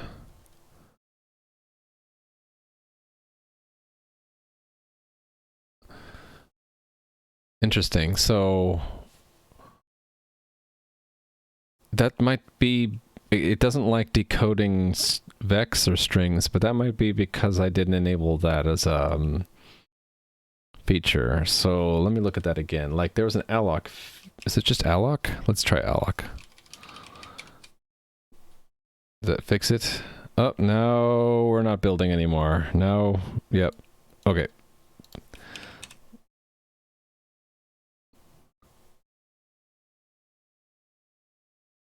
Binco doesn't have an. Oh, I messed that up. They're different features, and you can't even see it because that's in the way. What I had was that. What it needed to be, I think, was that. All right, we're back to being good. By the way, what does cargo build do from this level? Does it build everything? The monitor, the keyboard, and the IBC. Okay, great. I love that. All right, back to working again. Okay, so we can encode and decode all of our kinds of messages. I think then it's just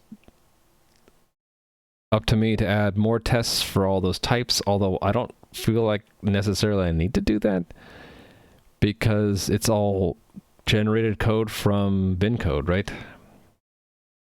I guess I should just do it for completeness. So let's do encode key. Actually, let's just do both encode and decode key. So encode key and decode key. So encode key, the message will need a bit more. I guess it will need exactly 7. So this is key. And then we'll put keys like, let's just put 1, 2, and then 3, and then 77, 88, and 0. Okay, and then the message size will be 7. And it should be a 1, and then, let me copy. Well, it should just be this, like that, right? And then that should decode back to a key.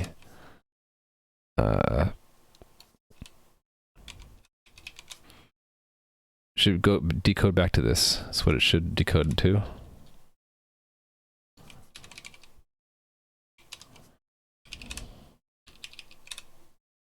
See if that works. Failed. It panicked on is okay. Okay, so I got it wrong.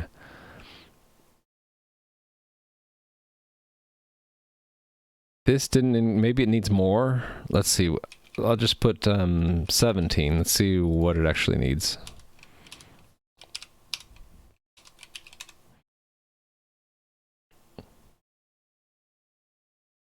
Can't compare. Oh, shoot. Okay, how about 8? Oh, this is a problem, right? I'm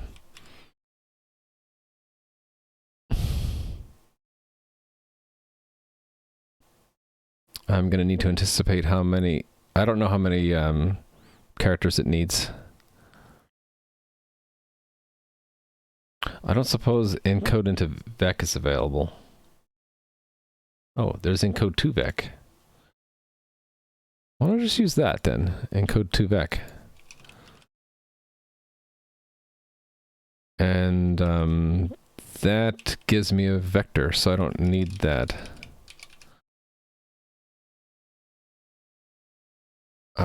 This becomes message, right?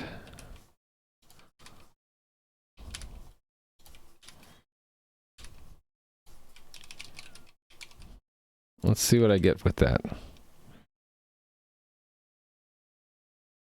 Aha. Okay, so there's a prefix of 6 in front. It's interesting. So a array actually encodes its size in the front. Okay. Well, I do prefer encode to slice. Now I know it has to have the 6 in front. And the size is 7. No, 8. Right?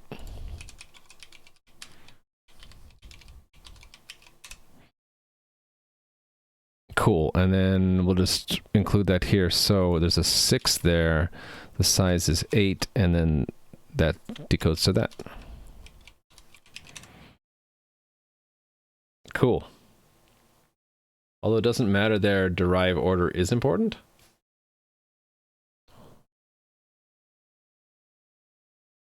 Really? I didn't know that. You have an example of where derive order is important?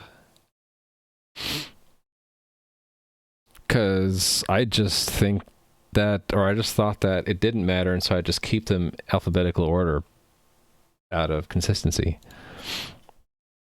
Are you saying, I guess you would, I guess you're probably going to say that since derive is, the derives are executed, so to speak, sequentially, if any depend on the others, it might be necessary to derive the dependent one before the depending one, right? Yeah, like you just said, each derive impl takes the output from the previous derive. So if there's some dependency between derives, then you might need to do them in a certain order. Yeah, okay, that makes sense. But I would think that the best practice would be to make them independent, right? Okay, I need to finish this up because I'm starting to lose my voice. It shouldn't be too much harder. I just need to make sure string is encoded the way I think it is. And then program should be kind of like key, right? Maybe we do program next.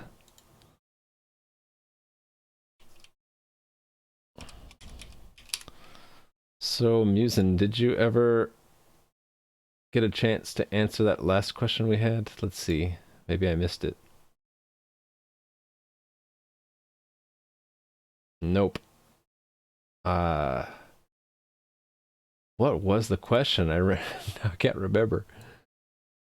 Let's see. It was back like a couple hours ago, right after you rated. Oh, okay. It was, why were we getting these strange errors about into iterator being undeclared? I think we answered that by finding out that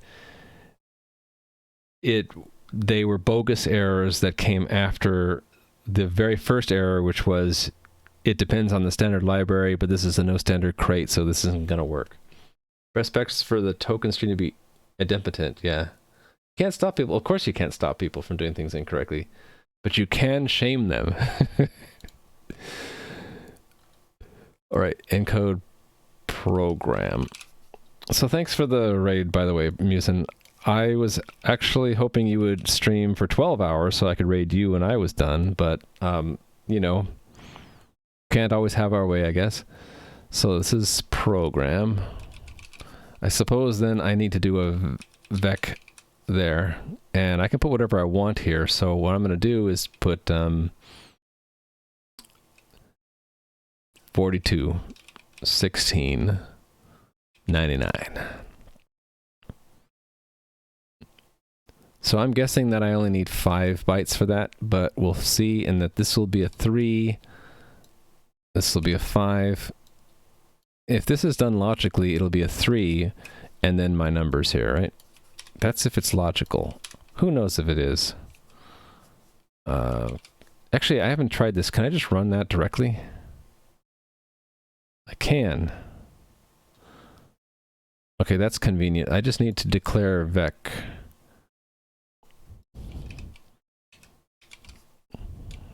That gonna work?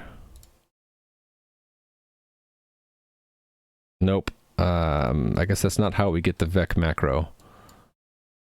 That's not where I wanted it anyway. Well, actually, that is where I wanted it.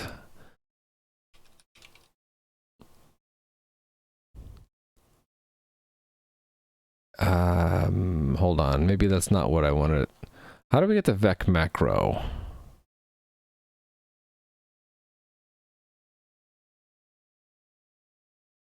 Took a wrong turn.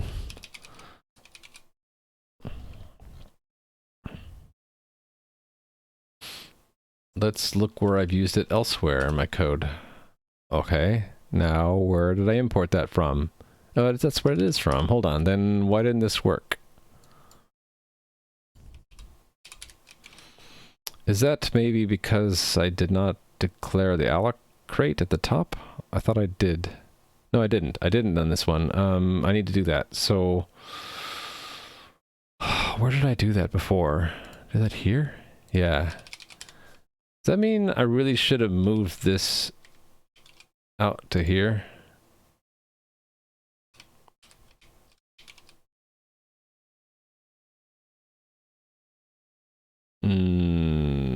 It's not updating.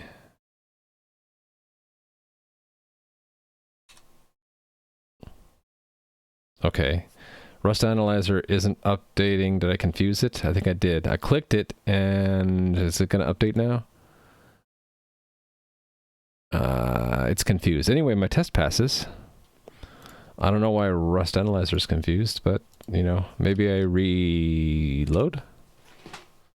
And then while it's working, I'll do the next to last test. Encode program. Okay, or decode program. So I'm just going to be lazy and just reverse this, right? So this should give me this. Right? Being totally lazy. The size will be 5. Actually, to even be even lazier, I could do message dot size or dot len here. Right? Why not? In fact, I can do it in all those places. That's probably what I should have done from the get-go.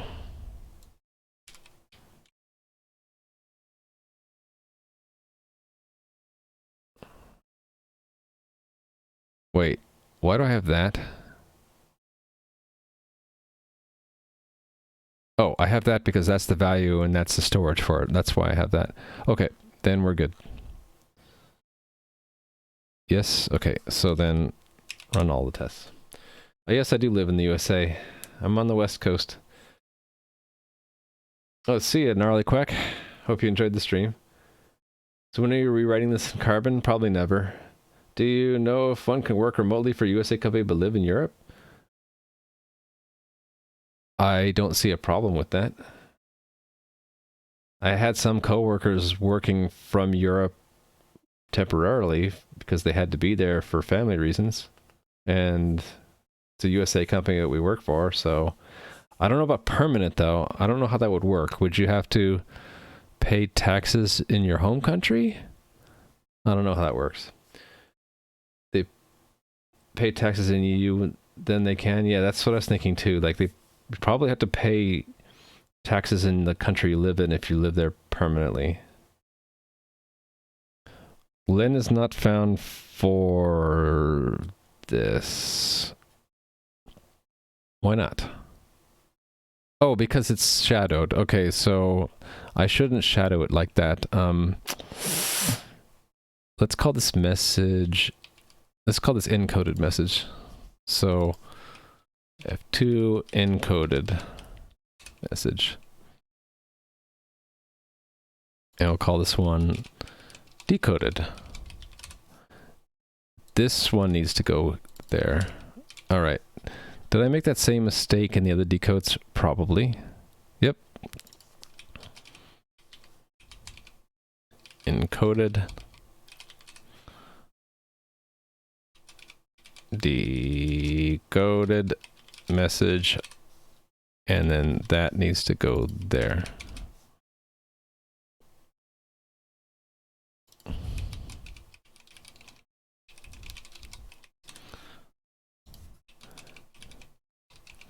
So I shadowed, or I don't know if that's the right term, but I declared a new. I reused a name for a new value, so it hid this one. So really, we want to not hide it and use it down here because we want the message to be the same. We want the size of the message to match the encoded message, and not be less than. Yeah, okay. Okay, test back to passing. Company has to have an address in which they pay taxes in Europe too? Oh, really? So what if they don't? Maybe you're not allowed to? a much lower level than you're used to work with. You can't claim to understand a lot of it. Oh, that's fine. What I'm doing right here isn't that low level. It's just marshalling or serialization. And really, I'm just confirming that my messages have a certain format when they go over the wire. So a greeting message is a 0. It's pretty straightforward. CRD does this too. So to encode an enum, the first byte will be 0, 1, 2, 3 to mark which variant it is. And then if the variant has some attached data, that follows. So greeting is 0. A key is a 1, followed by the encoding of the array. And we learned that for some reason, bin code likes to encode the size of the array, even though the type tells us it's always going to be a certain size. And then the actual elements of the array. And vectors the same way, right? So for this vector, it's the length and then the content. And I'm guessing string is going to be similar. It's probably going to be the length of the string followed by the characters of the string. So that's the last thing I'm going to do here. We'll have an example string. So encode log, right? So this would be log, if I spell it correctly. And then we'll have a string from hello. Actually, that's going to be complicated because I'll have to look up the ASCII codes for hello. Oh, but it'll print it out, right? So 1, 2, 3, 4, 5, 6 for the size, 7 for the variant. Excuse me. So it'll be a 2 and a 5, and then let's just put zeros in here because I don't remember what 0, 0, 0, 0. Okay, I don't remember from memory the ASCII table. Yeah, I'm not that good. So put that message there. So we should get back this log message when we decode it. There. Now I'll just go from the test failures what they should be. Okay, it doesn't know string, so we need to import string. Okay, so there are the ASCII codes. I'm just going to be lazy and type them in, but I did guess correctly that it's 2 for the variant, 5 for the length of the string, and then it's just the ASCII codes for HELLO. That actually looks correct. And then put it here. And we're good, right? All right, so we are successfully testing the encoding and decoding of every kind of message I plan to have on this keyboard for now. Actually, I'm going to end up changing key later because right now we're only passing the scan codes and not the modifier state. All right, let me catch up on chat. Do you think Rust is going to be more used than C, C++ in the future? I don't know about that because there's a ton of code out there in C and C++ that is constantly being reused. So I think C and C++ will be around for a long, long time. I just think Rust, there'll be more things in Rust, kind of like there's more things in Go and Zig and other languages. New things will be written in Rust more often. Old stuff probably won't get rewritten to any other language, but it'll stay in C, C++. Old stuff tends to stick around a long time. Yeah, exactly. There's still Fortran code out there for that reason. Can you not use alloc? Yeah, I can use alloc. I have an allocator. Yeah, I can use that. Do you want to see how I can use it? I had to go through a little bit of a hoop in the firmware to do that. I had to set up a heap. So I needed to declare it. And where is heap? Oh, heap is provided by linked list allocator, which I didn't write, someone else did. I had to implement the global alloc for it. So I had to turn alloc into allocate first fit and dealloc into deallocate. Oh, here we go. I had to define, well, right now I have it hard coded. I plan to actually fix this to get it from the linker script, from the linker. But we have to actually initialize at some point our heap, telling it where its memory is. And we had to use the global allocator attribute on a static instance of our heap type. Once we do all that, oh, there's some other stuff in main that we have to do. We have to extern create alloc, and we had to enable this default alloc error handler, and I must have missed that at some point. Where is it? I don't see it. Is it, maybe it was sufficient to just say that to, oh right, because it's default. It's like provide one by default. This is the real kicker though, because when you do that, you instantly no longer can build this with stable Rust. You have to use nightly, which is a bummer. But we now have other reasons to use nightly, so maybe it's not that big a deal. But because of all that, I can indeed use, let's go back. I can use the alloc stuff now. As long as you have a global allocator, you can start pulling an alloc. Yeah, C has a history of 50 years. It sounds about right. There's just so much stuff written out there, and it's cheaper to reuse than to rewrite. Can't you do a binary? I mean, I guess I could. Yeah, I mean, like, maybe that would be easier to read. Sure. H E L L O.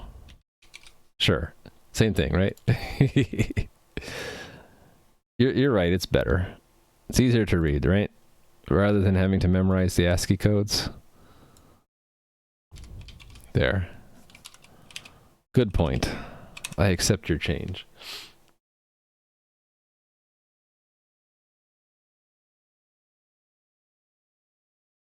Okay, yeah. I'm getting tired. I think the next thing to do, now that I have the type and we can use bin code, I might make wrappers for these directly in my IBC crate to encapsulate the fact that we're using bin code. And then I need to invent a framing technique, and I had one in mind. Maybe I can just write it up in the README. Inter-board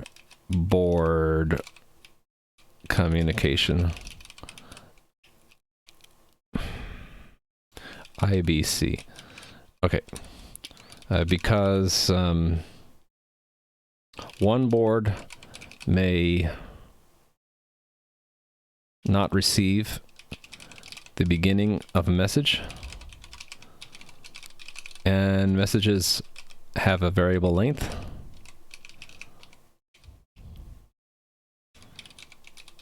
And boards receive messages 1 byte at a time. We need some way for a board to figure out which byte is the first byte of a message.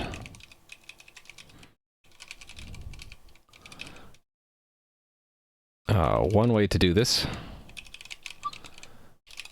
is to reserve a specific byte value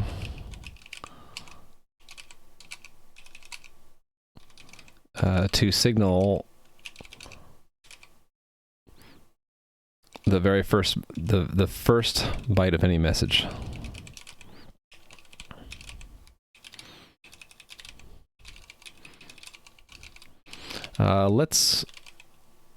Let's just pick the byte 0xFF or 255. Now we probably will encounter I can't type tonight. Just need to slow down when that happens. We'll encounter this byte normally in a message, in the middle of a message. And we don't want the receiver to misinterpret this. Misinterpret it as the beginning of another message. So we'll have to hide or encode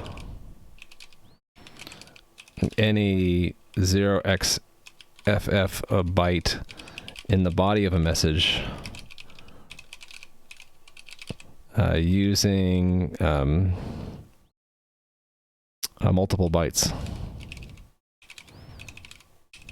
Multiple bytes.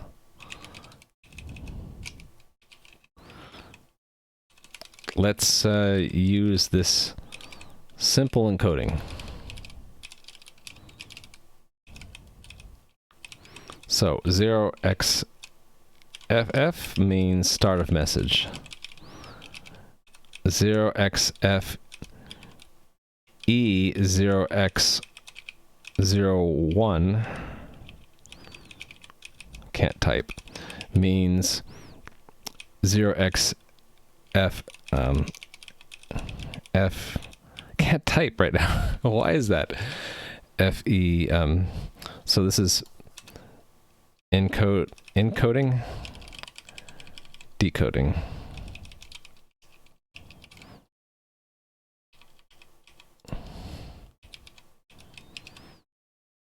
And we'll just say that means start a message, right? You see where I'm getting at here? So if we actually want to have FF, we'll write out FE and followed by a 2. Now, because that encoding is using FE, now we need FE to be represented differently from FF, right? So if we ever encounter an FE, we always read the next byte, and it either has to be a 1 or a 2, and it tells us if it's an FE or an FF. If it's any other byte, so I guess just say anything else, others,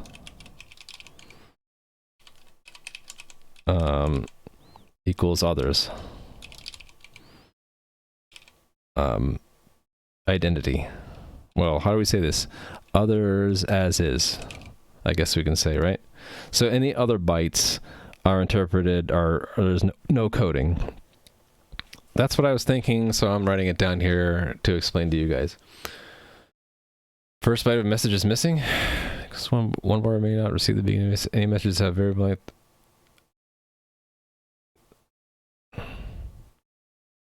Oh, thank you. I said it and thought it, but I didn't type it. Are you still using Colmac? Yeah. I'm using it on my current keyboard, which is the Corn. Which is this lovely keyboard. This keyboard, probably I'll use Colmac also because I just like learning it. But I'm also I'm going to design the firmware so that it can be any layout that I want. And you won't render this like what you want to render? It won't? Let's see what it does. Preview. Oh, yeah, you're right. We have to fix that by... I guess I really want a table here, but I'll just be lazy here and do this, and we'll say text or something. There. Maybe I'll come back and make that a real table. I wonder why it highlighted set. That's weird. Shell command should have just colored the first one, but anyway, yeah. All right, better. Which keyboard layouts have you used? I've used QWERTY and Colmac. It's kind of like, to me, it feels like learning a spoken language. And since I'm American, it's really hard to learn more than one.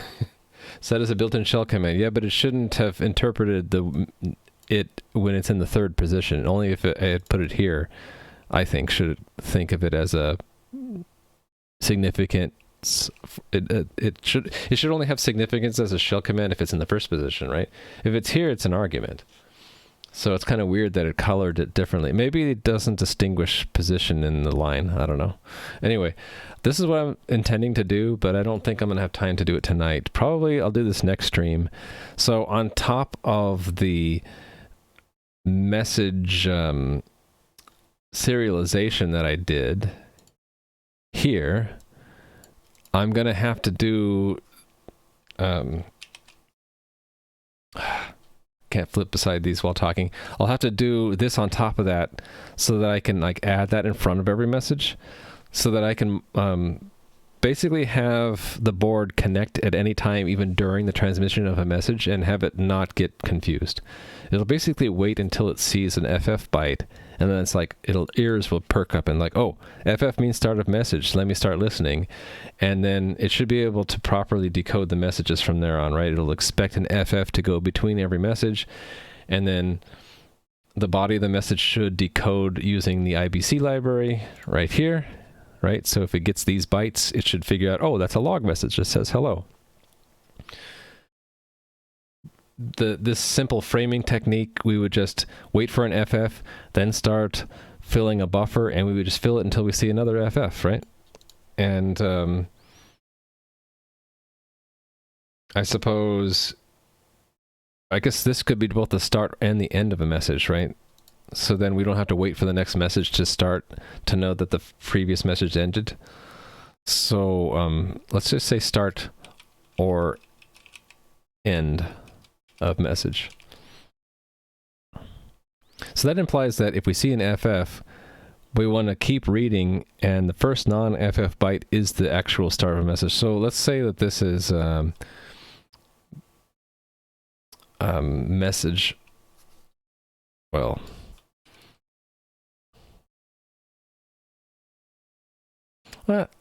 start or end message. If we consider the message includes both bytes, one at the front and one at the end, then it makes sense.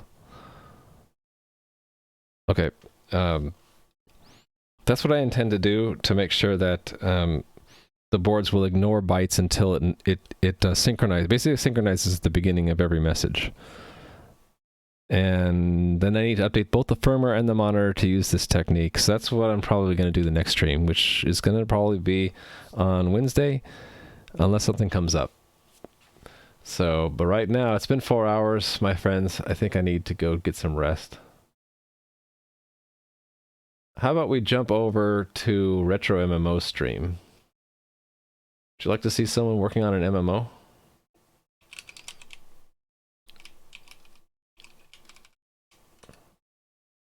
I think that that would be fine, don't you? So if you enjoyed what you saw, please be sure to follow so you'll get the notification when I'm coming back. Probably be in 2 days, but things happen. And at some point I got to get from here to the real keyboard, so that'll be more PCB work. And I probably also want to play around with the LEDs some, the underglow LEDs. So there'll be a mix of firmware and hardware design in the future. So if that sounds great, please come back and see me next time, okay? I hope you enjoyed. Have a good day, good night. See ya. Thanks for watching. Bye.